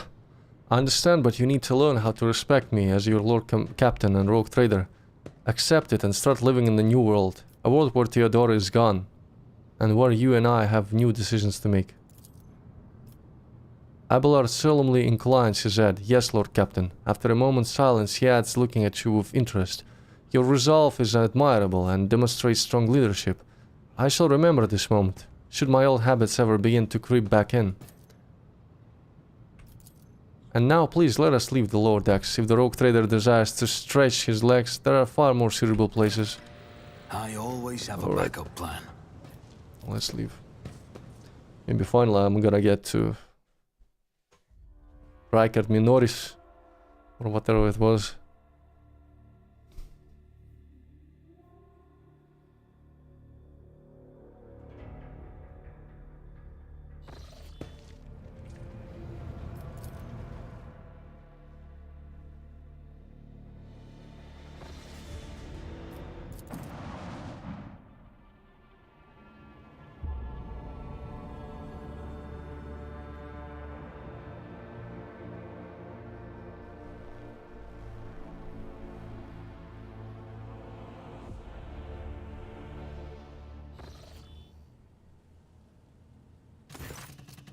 As the ship makes its way through the star system, a strange fatigue falls over you.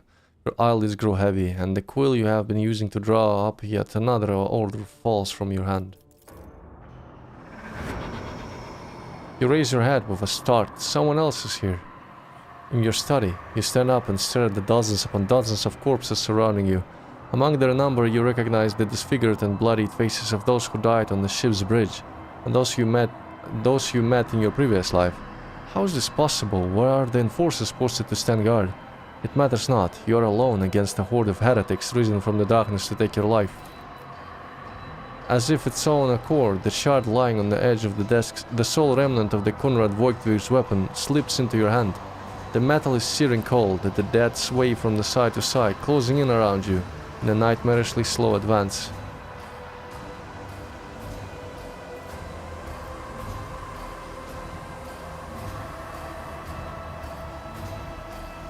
Stop! I did not wish for any of you to die. The dead remain deaf to your words, creeping ever closer with the inevitably of death itself. You belatedly realize that your trembling hand has found the shard when its razor-sharp edge cuts into your palm. An unbearably bright light floods everything around, and you find yourself surrounded by groveling minions, their bodies shivering in your mere presence. Your hands no longer hold a beautiful shard, but a majestic and intricate weapon, a skillfully crafted sword with strange, unnerving proportions, a curved design, and an unusual hilt adorned with the image of a closed eye. Is that the sword on the picture? The eyes open wide, revealing a gaze so ancient and dark that it steals your breath away. You have felt this gaze before, there on the bridge, and the voice that appears in your mind only confirms your guess. The tapestry is woven, the path is chosen, accept your fate, champion. Throw the demon blade away, never. Your body refuses to obey your mind, the hand feels as if it has become one with your hand. And the gaze of the demonic eyes sets your very soul ablaze. Resisting your fate is futile. You scream as you feel your soul burn away to ash. It's like a nightmare. You awaken from the vision kneeling next to your desk, clothes drenched in sweat and with a sour taste on your tongue. Your head is ringing and you struggle to recall those faces and the images of the sword in your hand. Only the deep cut on your palm and the bloody shard lying on the floor remind you of what just transpired. You would rather die than touch that thing again, so you reach a shaking hand for your vox and call for a servitor. They just have to wait for a mindless automaton to arrive, pick up the cursed artifact and head for the nearest airlock to be claimed by the void. Whoa.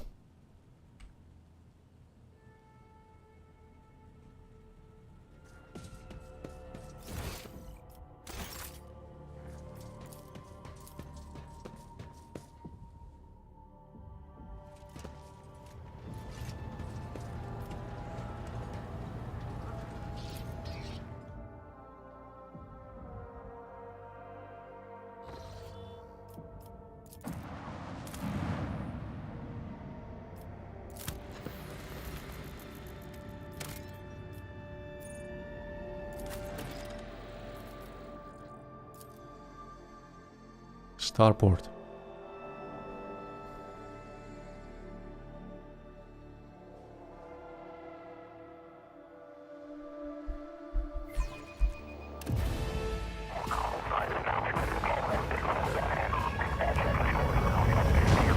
There's a bloody war here.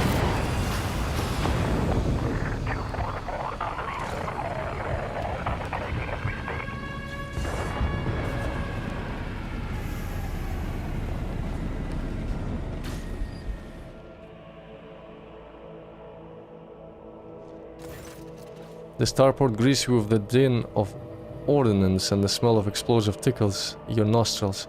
It is difficult to tell through the smoke who is fighting and whom. Halt! Weapons on the ground, or I'm fighting! A man in a torn and dirty uniform hobbles toward you from behind, the chunks of rockweed and crumpled plasteel. His cracked helmet is adorned with a crooked label that reads Sergeant Malgar. Alright, so our skies are in lockdown. The rebels are shooting down anything that flies, and you lot just happened to land in our rear without a scratch to show for it. And on a shuttle like that. Where did you get it? Stolen from the palace, isn't it? He's visibly awed by the splendid gold of your transport. Grab him, lads, we've got ourselves a rebel landing force. Abelard turns purple. By the holy throne, what is this mess? They're in rough spot, old man. Go easy on them.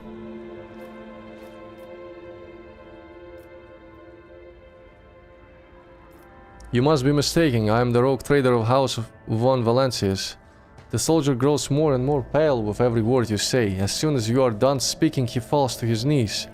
My mistake, your lordship. Didn't recognize you, sir. Please pardon my blunder. It's a bloodbath in here. A frag grenade explosion cuts off the rest of the sergeant's words. Shrapnel flies everywhere with a piercing screech. One of the soldiers falls to the ground, clutching the remains of his forearm that is now adorned with crimson tatters. Blood is pouring out of the stump, and the soldier's agony is short-lived. The sergeant curses and hastily says an army prayer for the dead. With a rasping cough, the sergeant turns back to you. Pardon me, sir. Sergeant Leigh Smelger reporting. My unit is holding the starport on the governor's orders. How may I serve? Some dirty dog nearly shot down my shuttle. Affirmative, your lordship, sir. It's all those damn rebels. Those maggots somehow got their hands on an anti-aircraft battery and is causing our shuttles no end of trouble. That thing really packs a punch. You're lucky they missed you. I've seen them fry 2 shuttles carrying reinforcements, but a soul survived. Do you happen to know if a member of the Inquisition has come here? At the word Inquisition, the sergeant's face fills with awe. I don't know, sir. There's definitely haven't been any visitors like that on my watch. You might have to inquire at the headquarters, your lordship, sir. What is going on here? Unrest, sir. Armed rebellions in both the capital and the provinces. First the lower levels sparked, then it went up the spires. They hit the Vox hubs, the arsenals, the mag train stations. Then Felix tore off his mask, precisely because he knew about the trouble in the Rykad Minoris. He knew that none of our allies would come to our aid. Cassia lets out a sorrowful sigh. You may continue your report, peasant. Fuck, I missed something. They're crushing us. Scumbags. It's been a whole turn since the last reinforcements came in. We're running low on ammo, every other fighter is wounded. I don't know how bad it is in the streets, but they'll drive us out of here any minute.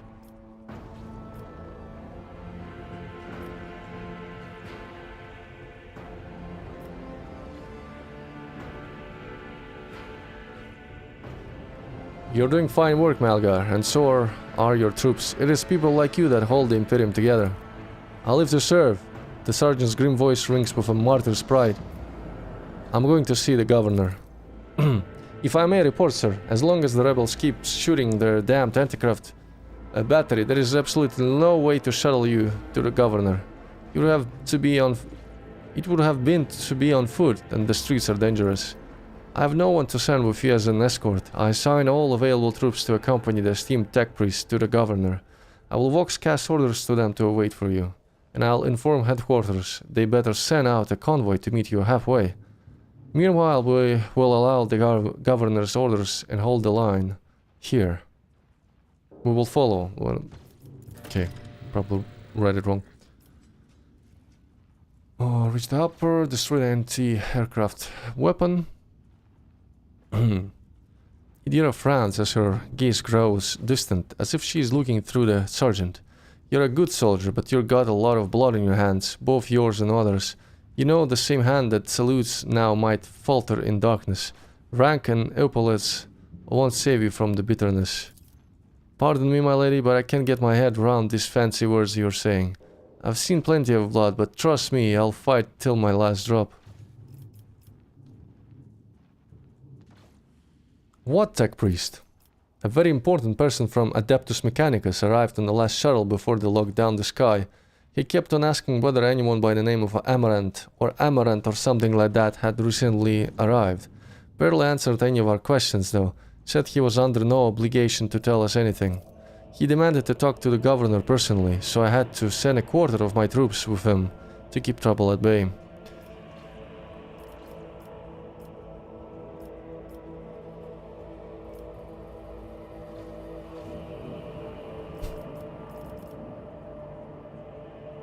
You're a good soldier, Malgar. I will see that your heroism is noted. Another explosion interrupts the sergeant's words.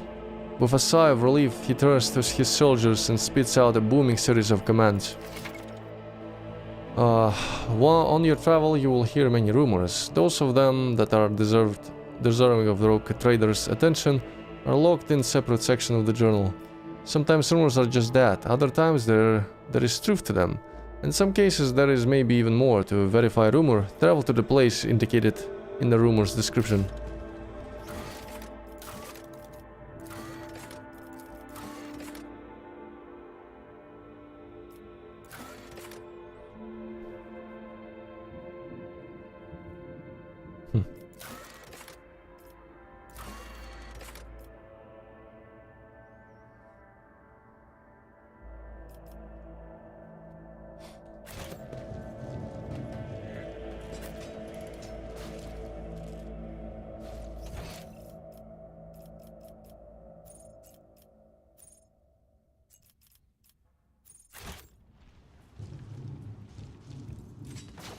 Is there money to be made?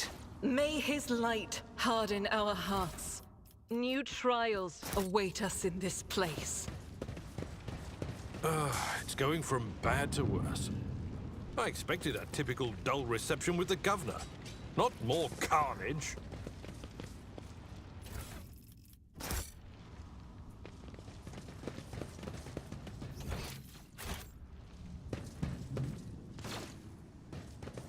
What advice do I'll make an example out of you. I'll bleed you dry. Cassie is an officer and your ship navigator. She strikes foes with energies of the warp and supports the party by making her allies stronger.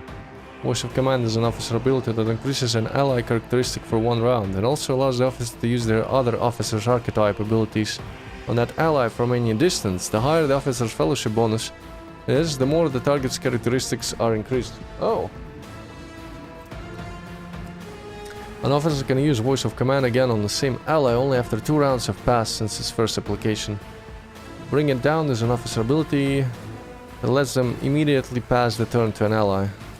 The ally does not gain any movement points but for this extra turn, but they do gain a number of action points. Oh. Okay. Let's move Abelard closer. I myself will probably stand behind a cover.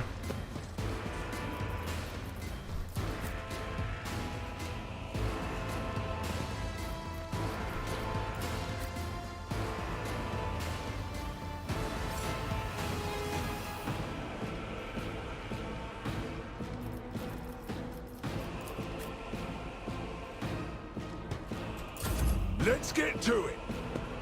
Hold on. Here we go. Let's make it quick. just a minor Out of my way. Time to slaughter someone. Let's get to it.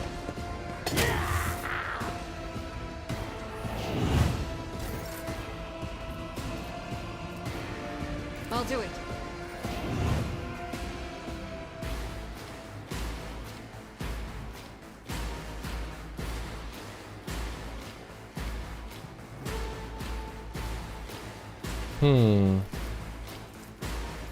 Why I can't use it?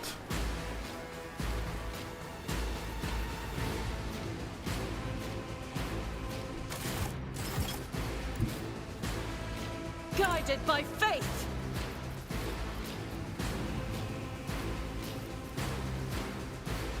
I will not! Ah, wait.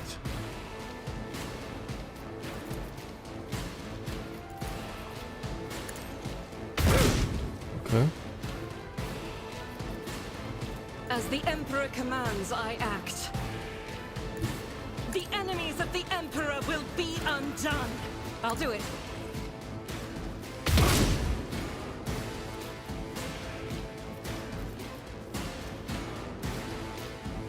Faith without deeds is worthless.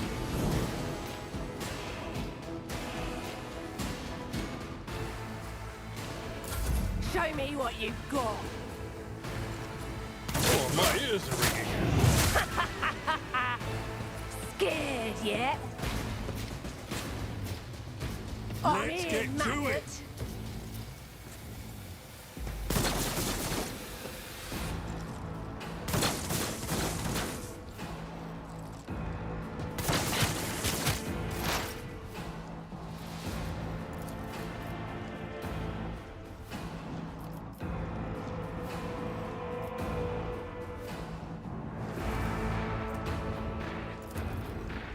On it!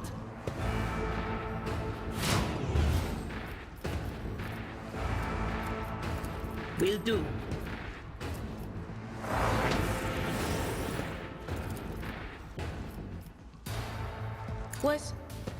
Was that you? Or... Hold on. Get to it. Oh, this'll leave a scar. Suffered worse.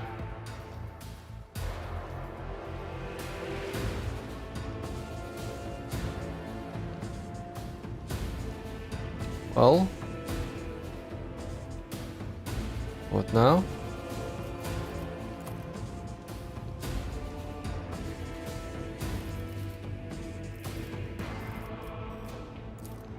What happened?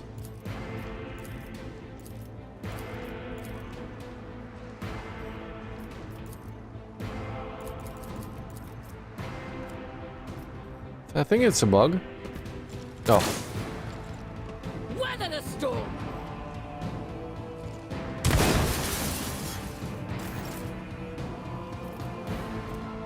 Indeed.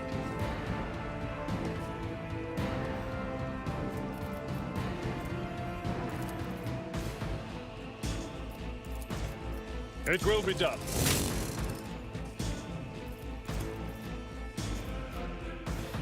Someone else can do this.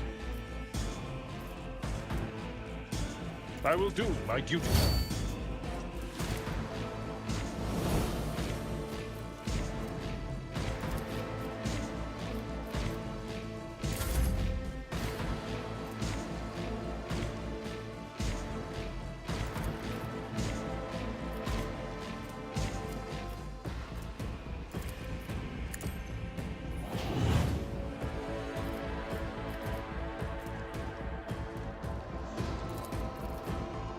If I may,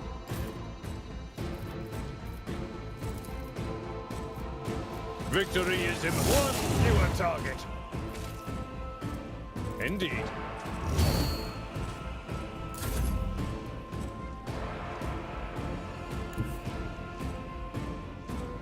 step aside.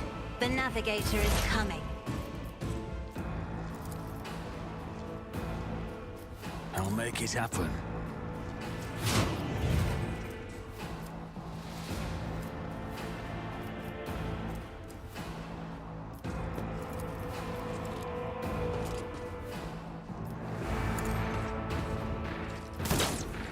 Fuck, how did I miss?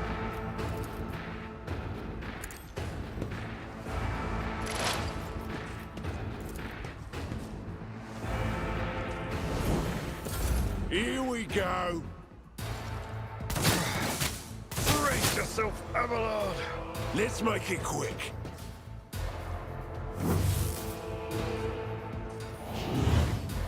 Time to slaughter someone!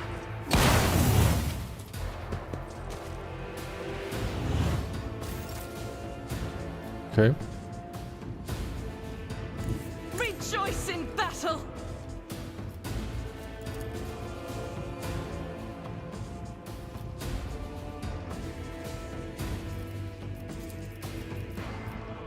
Doubt is for the weak. High momentum. I'll do it. I am his will made manifest. That is not the Emperor's will.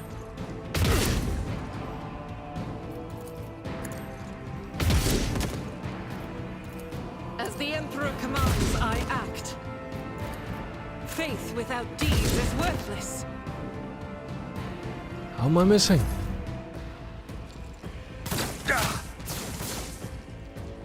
Out of my way.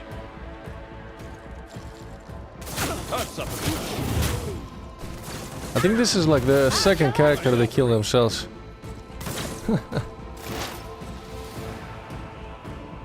Let's move.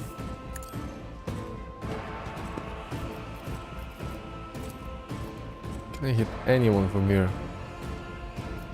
No.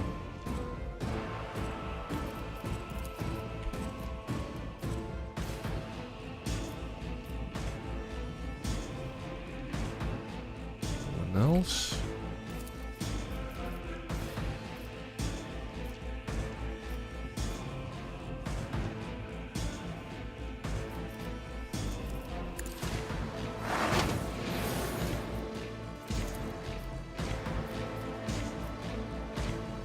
Let's Show me get what to you've it. got.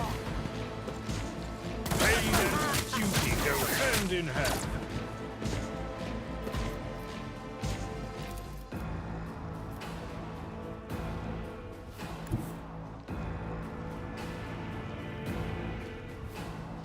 A tactically sound approach.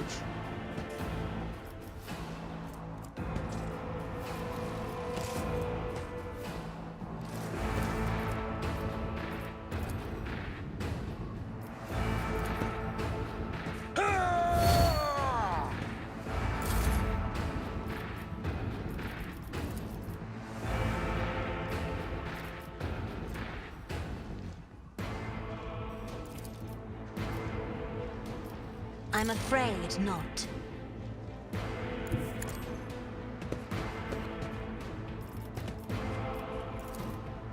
I am a navigator, not a servitor. I'm not interested.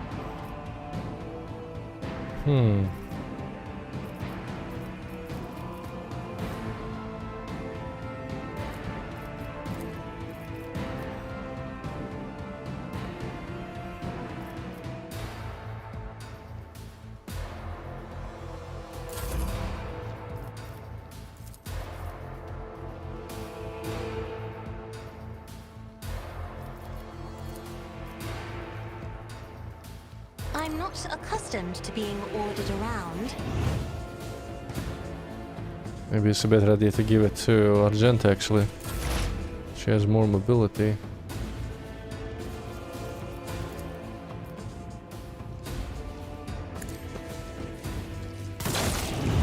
Got him.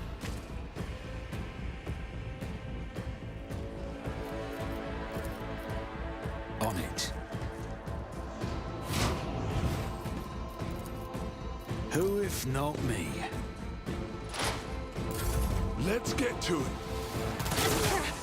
Deliver us!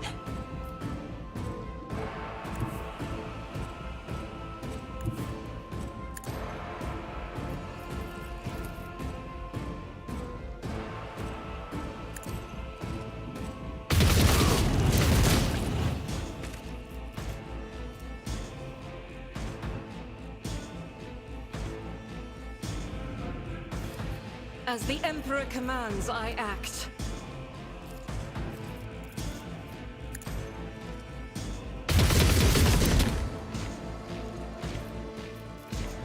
Scared yet?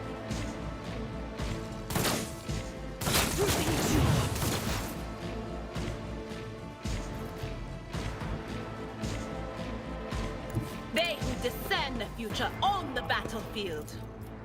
But of course, what an Got 'em. unfortunate turn of fate.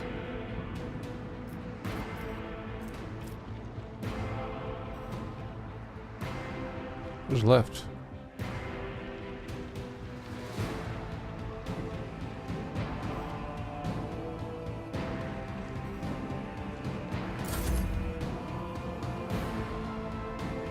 Ah, that fella.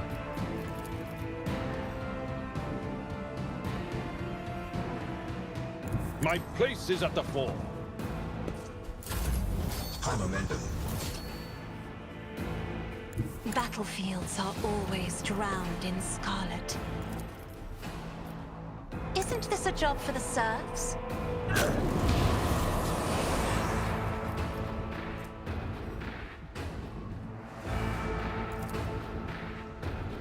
I'll show you why navigators are feared. Tried and tested tactics are the best ones.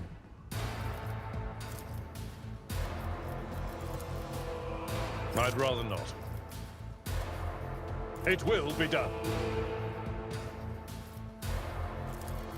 Someone else can do this.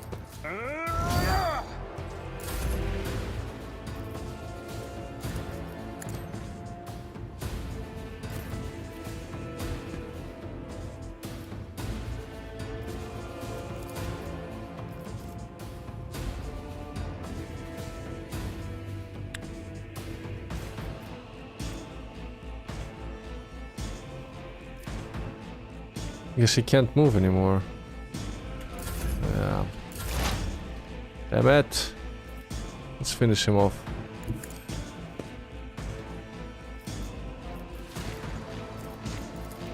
I'll make it happen. It's as good as done. On it. Another enemy down.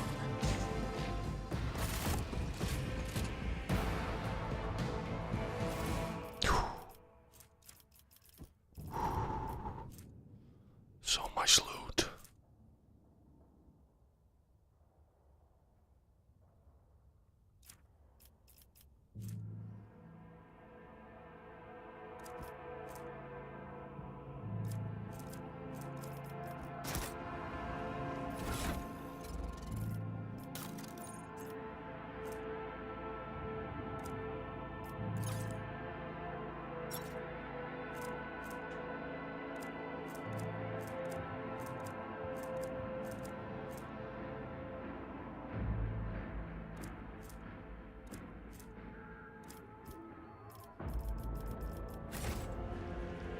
Rise to the top, or get left in the dust.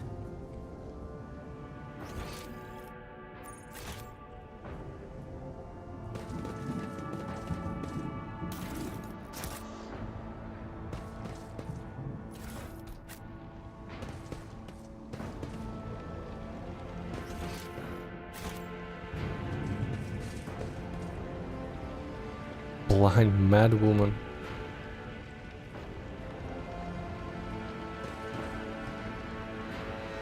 The eyes lie, the final dawn purifies vision.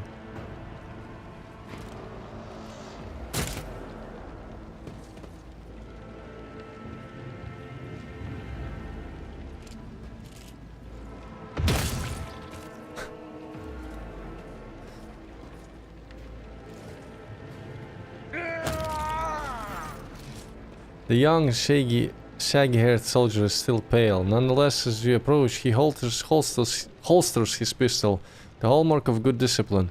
He gives you a somewhat frightened but genuine smile. Thank you, my lord. You arrived in the nick of time. I don't know what those babbling creeps wanted with me, but it definitely wasn't anything good. Are you unharmed, soldier? All thanks to you, my lord. Those blind lunatics are all over the city right now. These rebels damn them to the void, go around maiming anyone they get their hands on and scorching their eyes. Then they leave the poor sods driven mad by the pain to wander the streets babbling nonsense. He lowers his voice and adds with gravity, the command doesn't want anyone to talk about it. But I've heard whispers that it's not just some nonsense, it's heresy, actual heresy. Because listening to it scrambles your brain. It made one patrolman freeze in his tracks, while the blind mob got hold of him and carried him from his post off to who knows where. Who are you? Lucky Jasper, the governor's aide and personal Vox operator. I was dispatched to the starport on special orders. The young man proclaims, desperately trying to tame his tousled hair. And what exactly were you doing here on your own? Following Governor Medinach's special instructions, namely, he grits his teeth with a pained expression, furrowing his brow. Oh right, it's a secret assignment, I can't talk about it. He's gonna talk about it.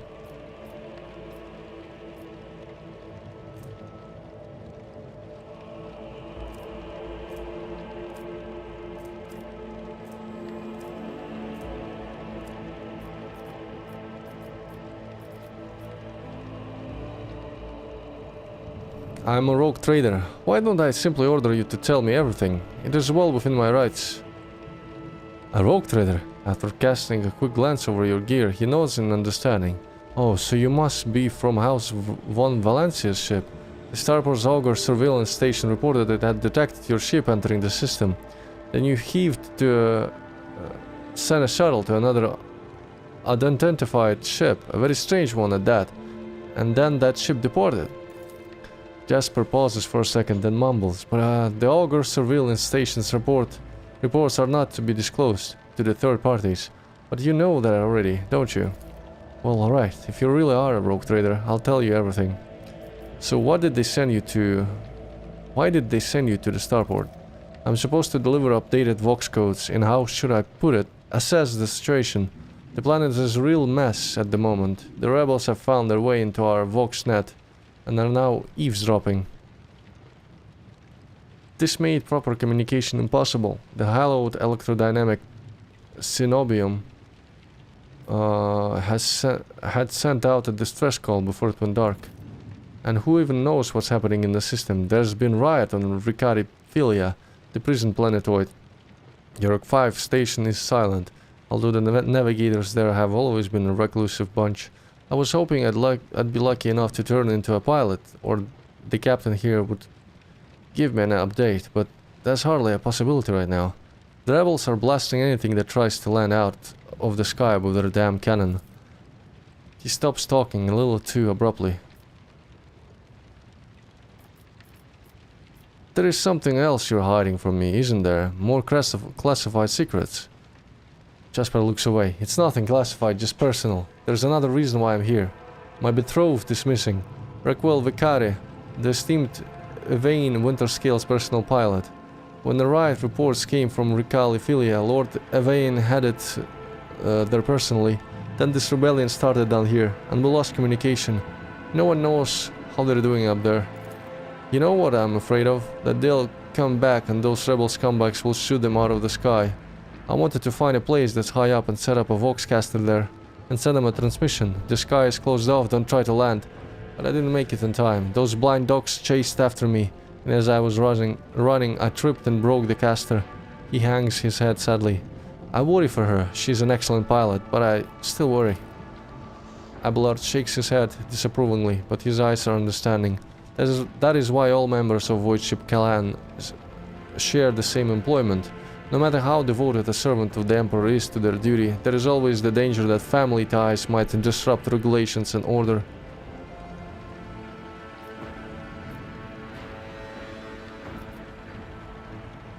I see. Jasper smiles, but his smile looks a little less carefree than a few moments ago.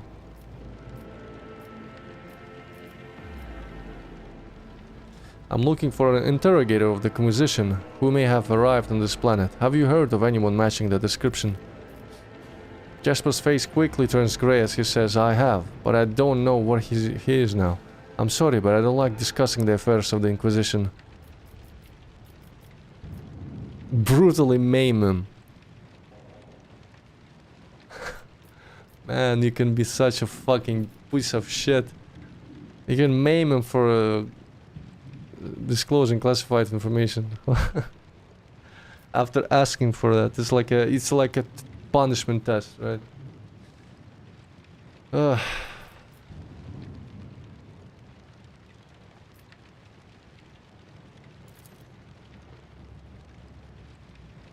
She's esteemed and honorable sign of blessed rogue trader Caligus Winterscale, master of the Rykat system, at the behest of his illustrious father or grandfather or uncle, while his illustrious relative, Lord Evane, took up residence on Rykat Minoris.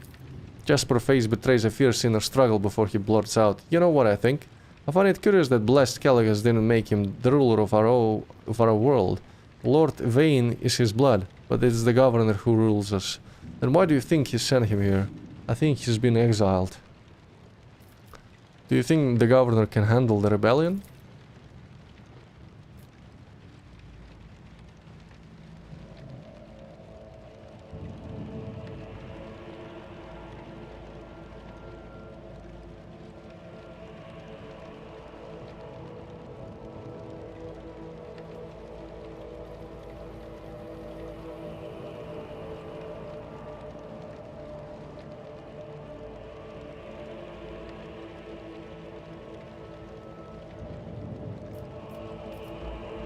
I won't tell anyone.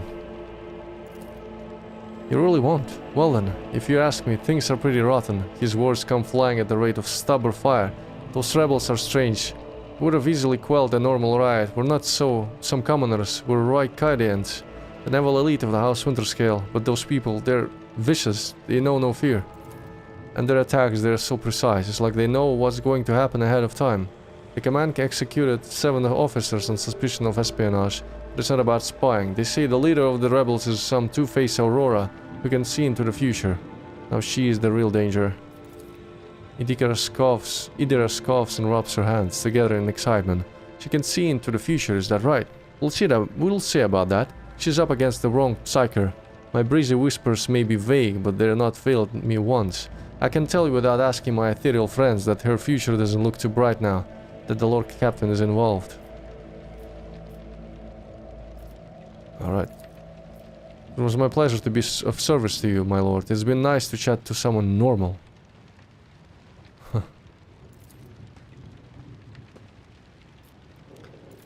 Okay.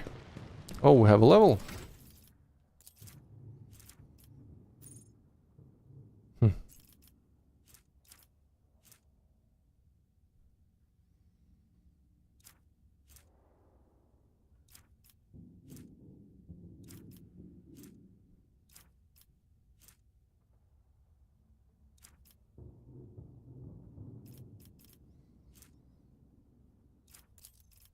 Plus 2 toughness.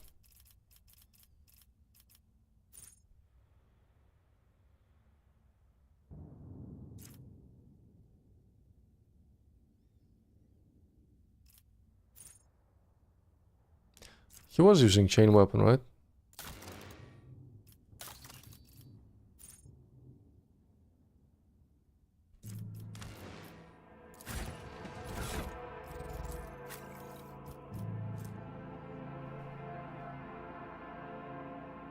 Chain, yeah. Let's give him the chain weapon expert.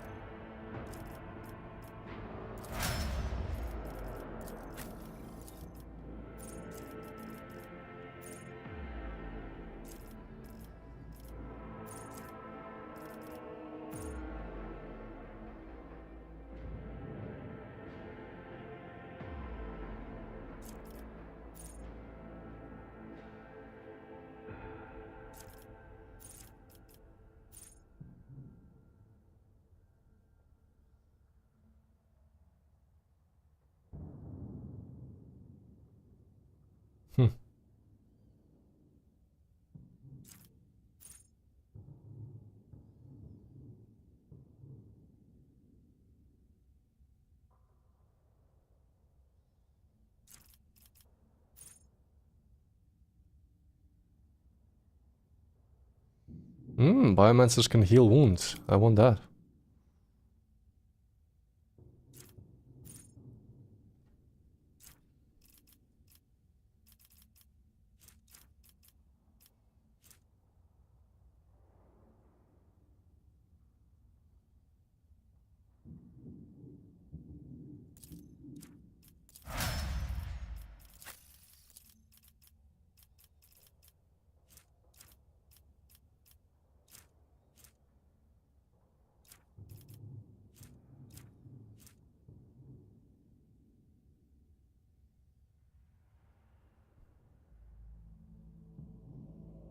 Let's improve perception.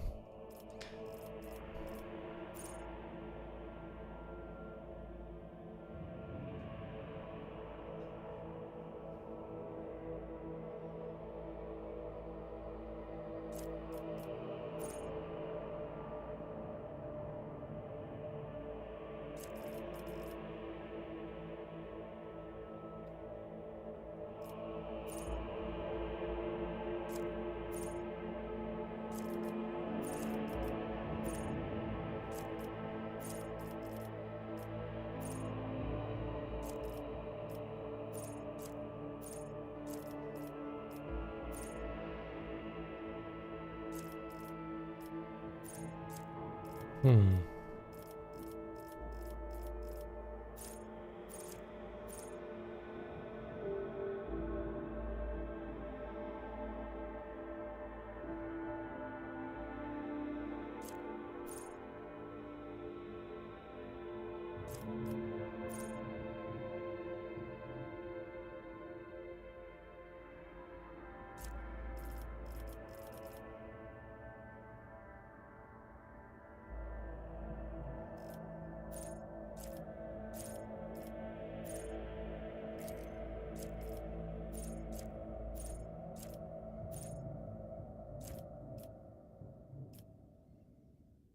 I think I should give her some melee weapon too. Hmm.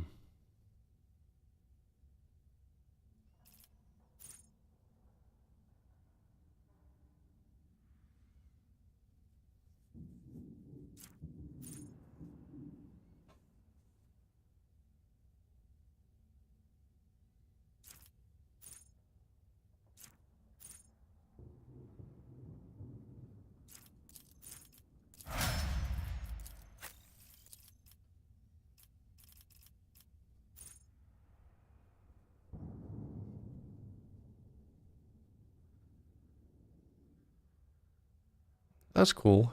Immobilization for enemy.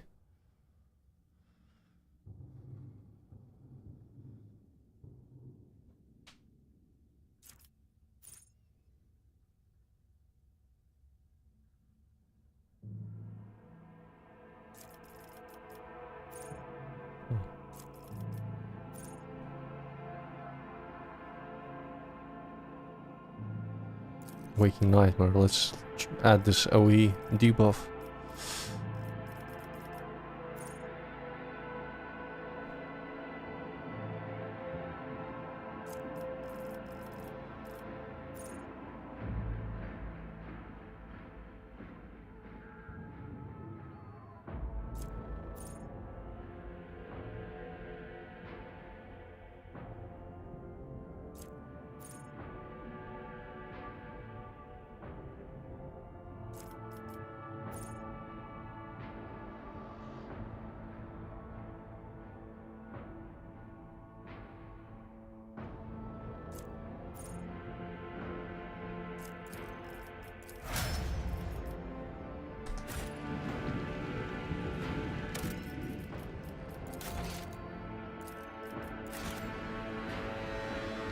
Keep your wits about you.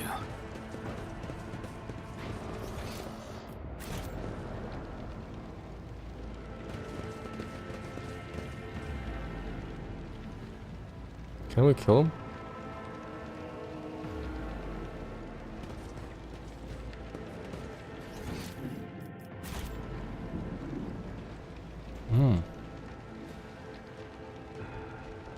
I know how to take risks.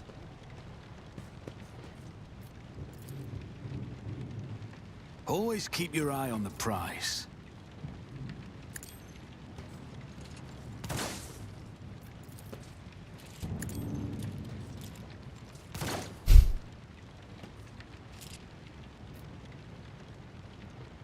Sometimes you consult the appropriate treatise on Tactica Imperialis and weigh every step. Sometimes, though, you just fire your biggest cannon. I will lead us to fortune. I'll see to it personally. I'll make it happen. You never stood a chance. Will be your downfall. I will take you down.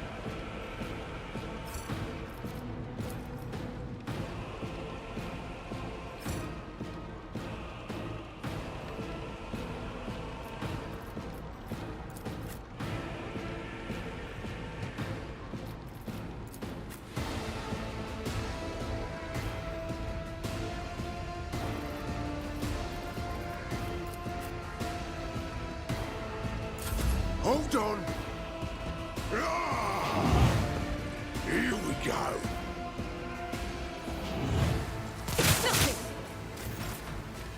That was dance. Are we gonna move in closer? Cover me.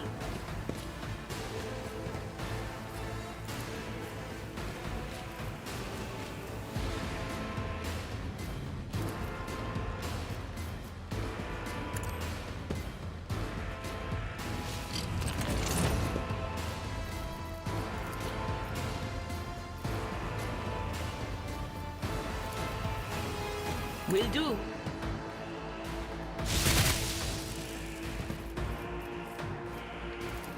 On it.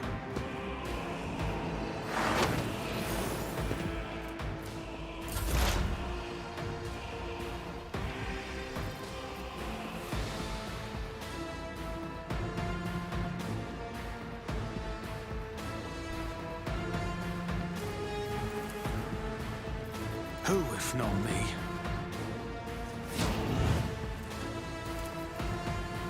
On it.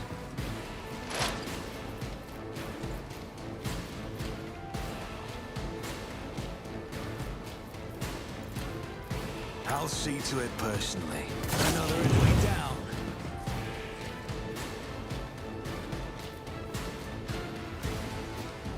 I'll make it happen. I'm in, maggot. Let's make it quick. Oh, it's gonna be easy if I Let's get to it. Let's get to it.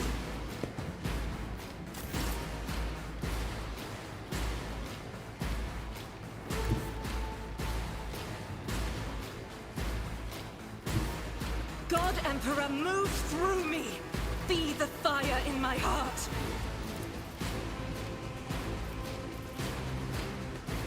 I hit her.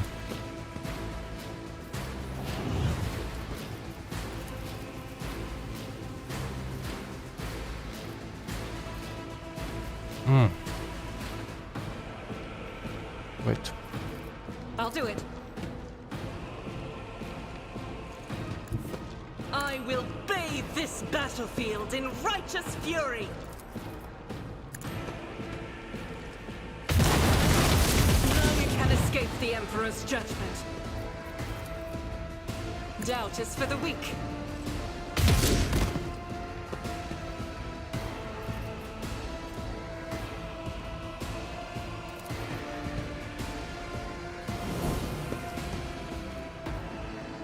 Here we go. For someone.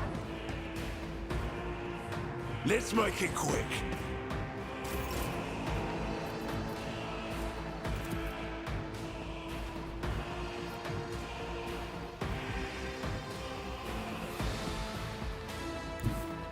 I have read tomes of military tactics. Me? If you insist, Lord Captain.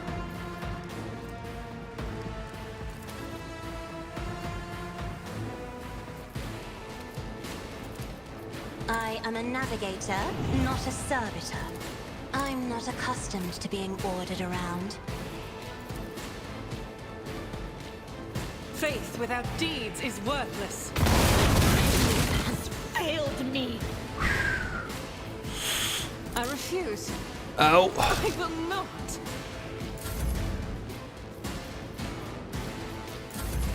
High momentum. Follow my lead. Charge in. I'm not interested.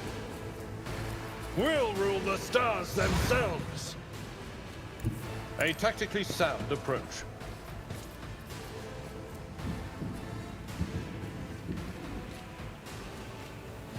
I will do my duty.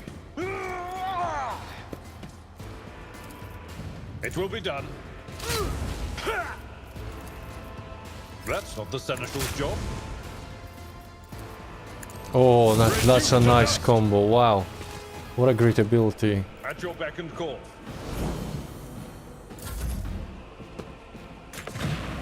Let's get to it.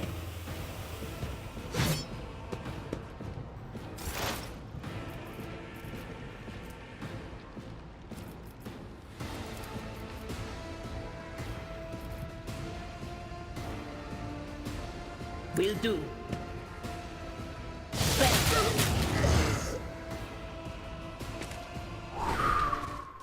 Oops.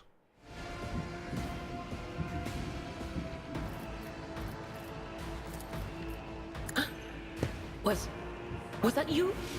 It doesn't add more. Shit. Doesn't add more.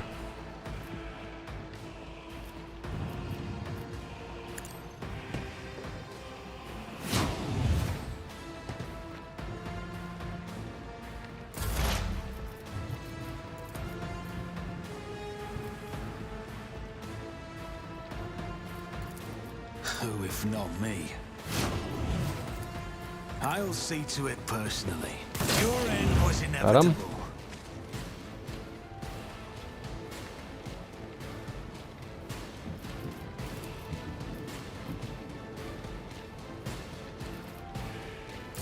Out of my way.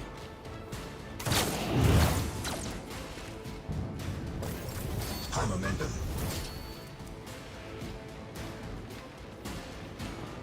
Guided by faith.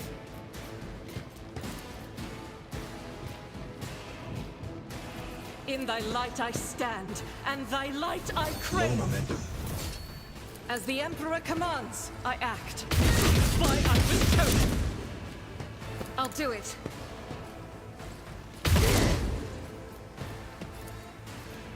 Ministration is a holy task.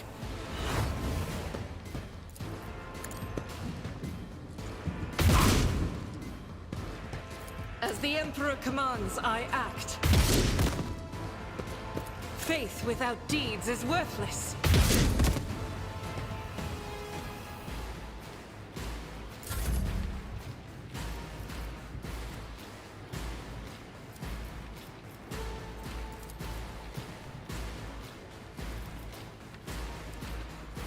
If only that were possible. That is foolishness. Why I can't use it?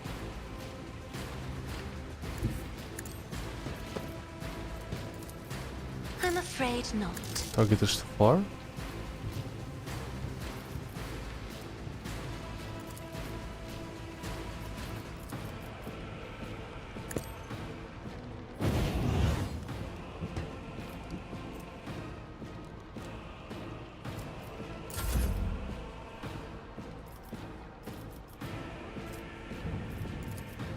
Victory is imminent.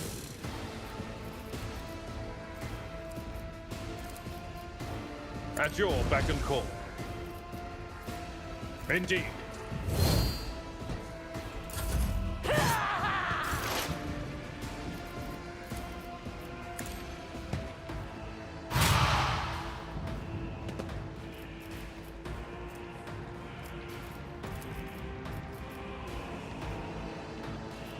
But of course.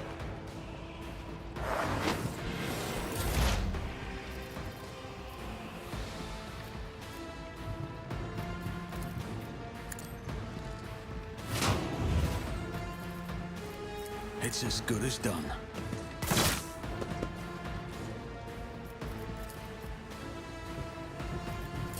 Let's get to it. He's dead. Rejoice in battle! That is not the Emperor's will.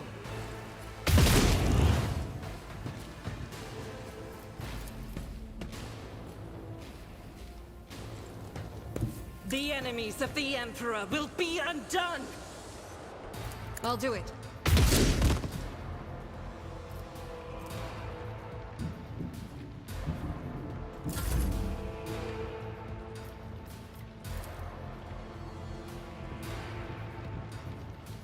Emperor, give me strength.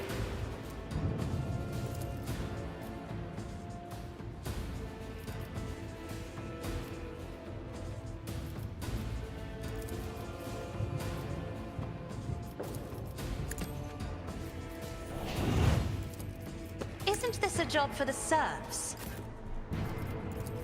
It will be done. I took care Yes. of this one.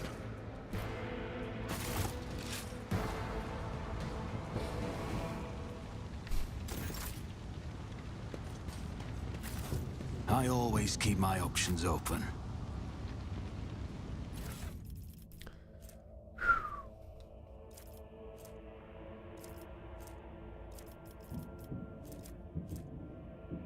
Sword.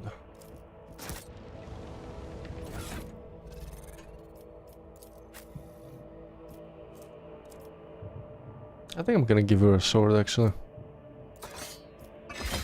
That's the second weapon.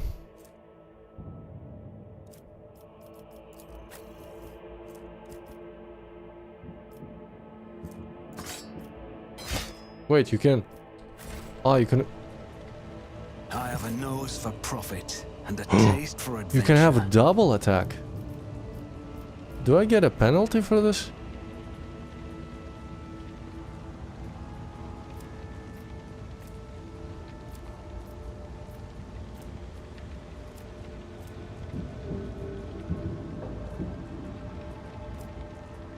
Is there money to be made?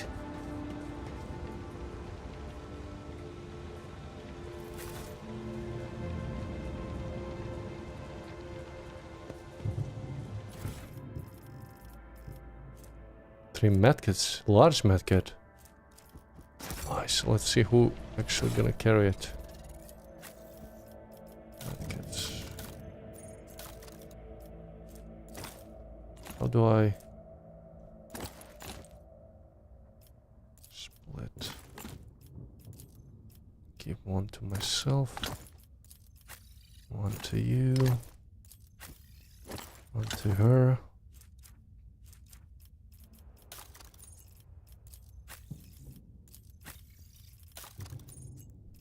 What is she using? Unfading Valor.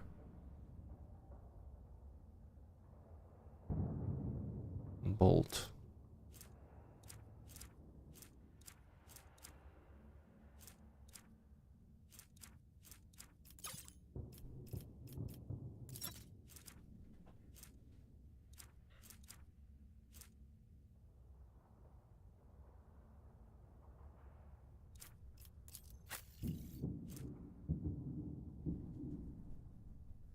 Actually, Shock Baton is a little bit better. It has Armor Pen.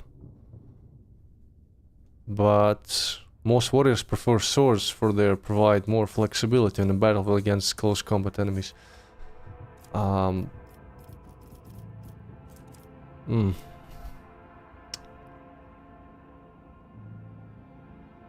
Plus 10% parry, minus 10 to enemy weapon skill when hit.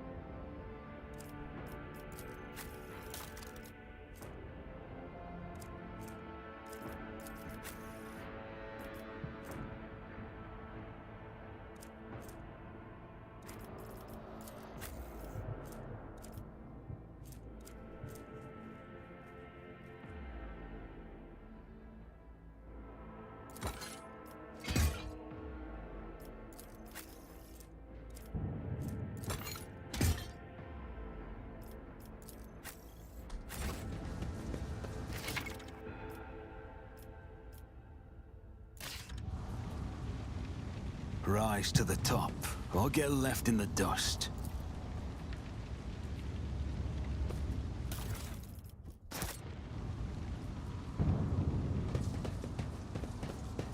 Attention to detail is the key to success.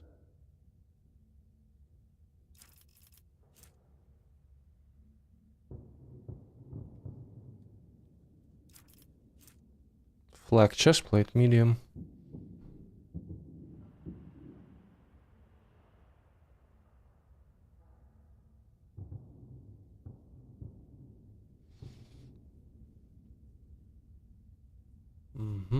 Boots. Skirmisher boots. Whenever the wearer deals damage to an enemy, the wearer has a 20% chance to gain 2 MP. Movement points. That's definitely for myself because because I don't have that much actual movement. You can like reposition yourself. That's interesting.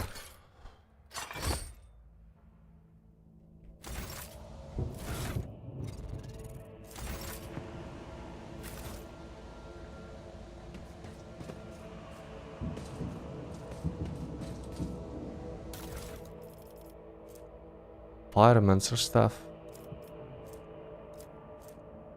I didn't choose Pyromancy for our Psyker.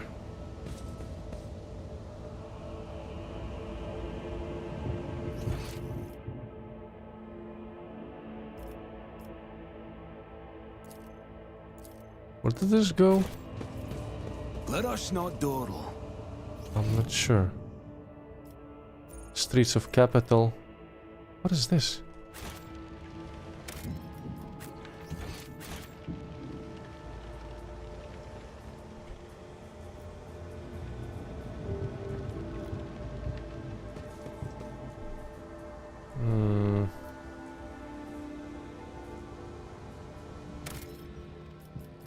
Maybe this is where the weapon is. I suppose.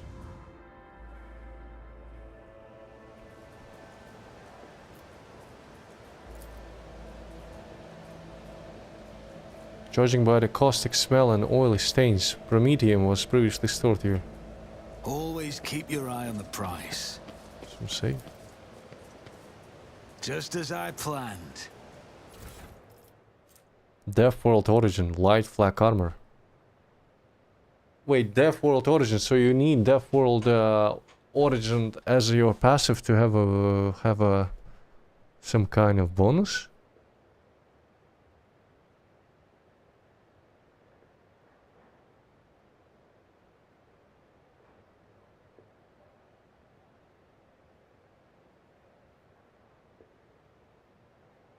World property plus 5 agility.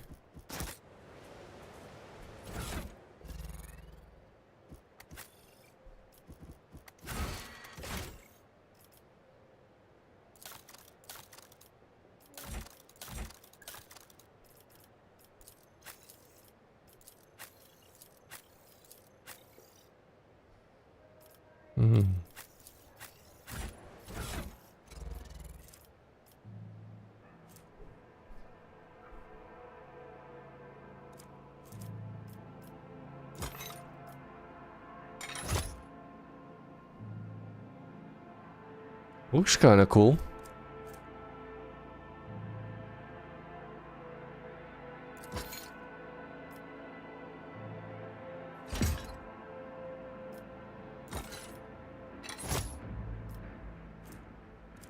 Demolition goes up.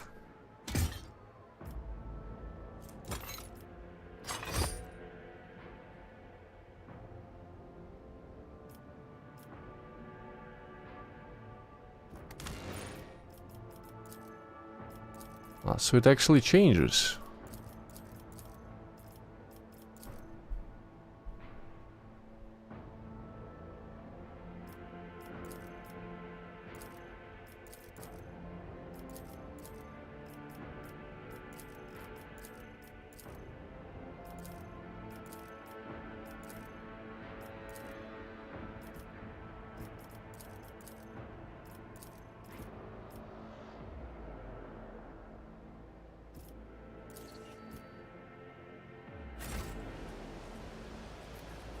I always keep my options open.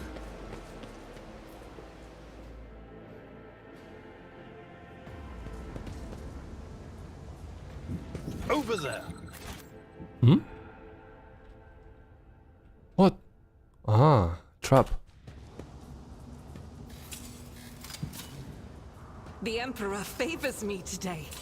We should deal with this. Pay attention. Never doubt me. I better myself your wits through about my you. service.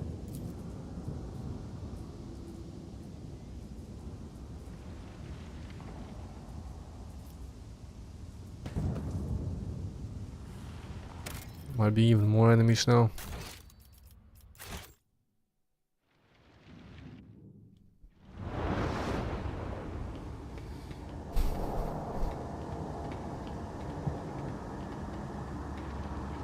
Change is coming.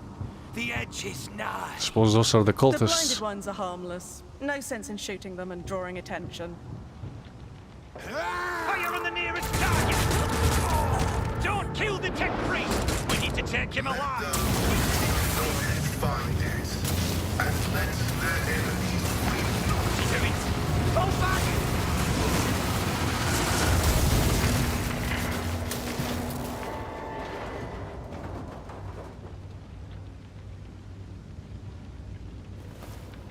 May knowledge be thy fate. Let the cycle be discontinued.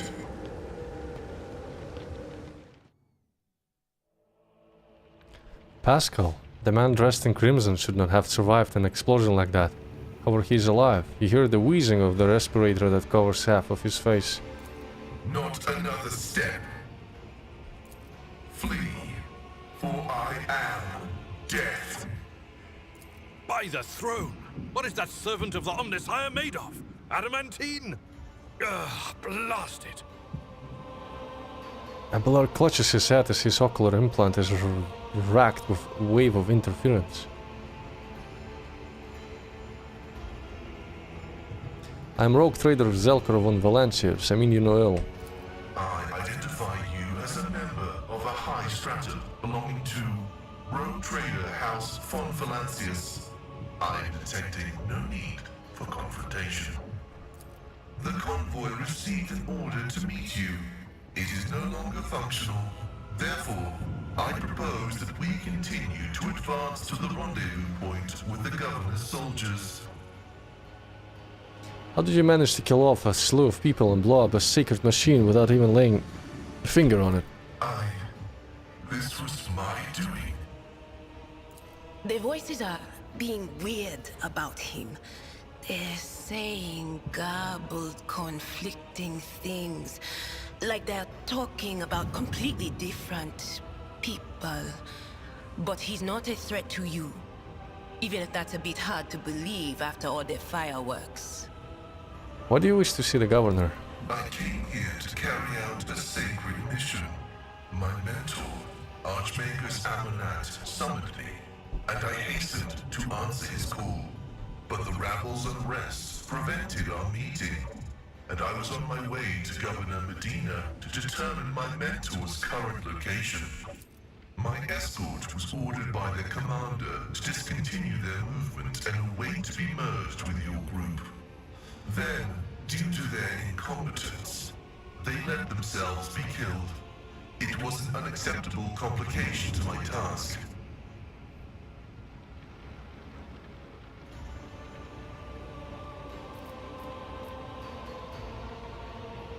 I invite you to join my retinue. Acknowledged. Predicting successful and mutually beneficial cooperation.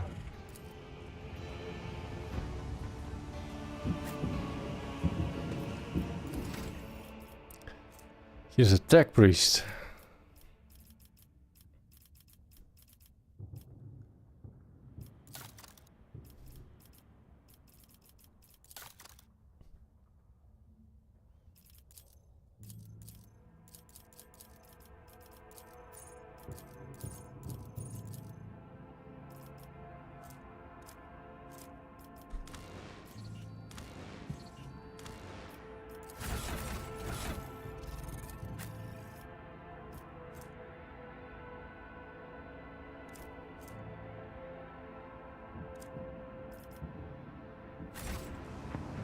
Authorized.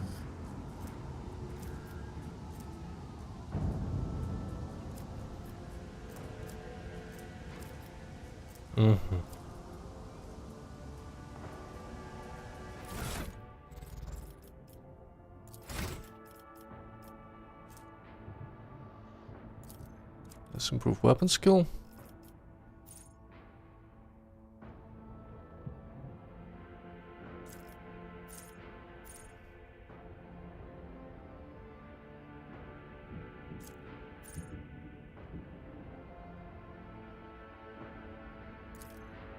That's cool. He's able to heal.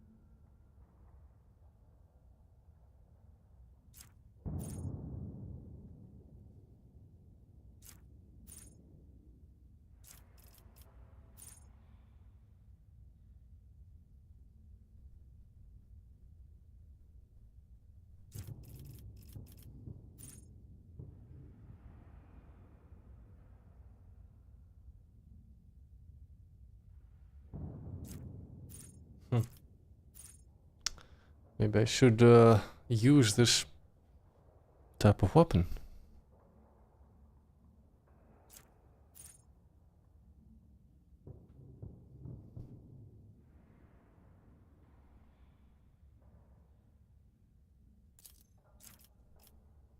I'm gonna improve the melee skills for now.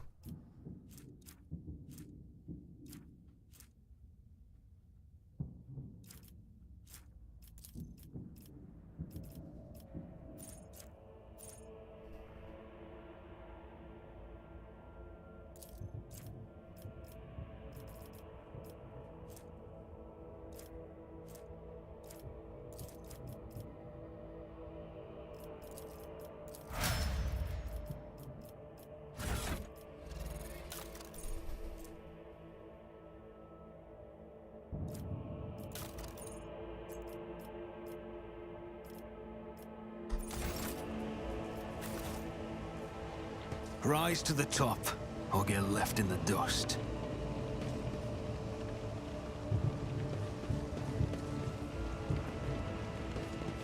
Alright, I think I'm gonna save it right here, and maybe continue tomorrow. Good place to continue. I suppose we have now a full party, 6 characters. Maybe I should change the formation a bit.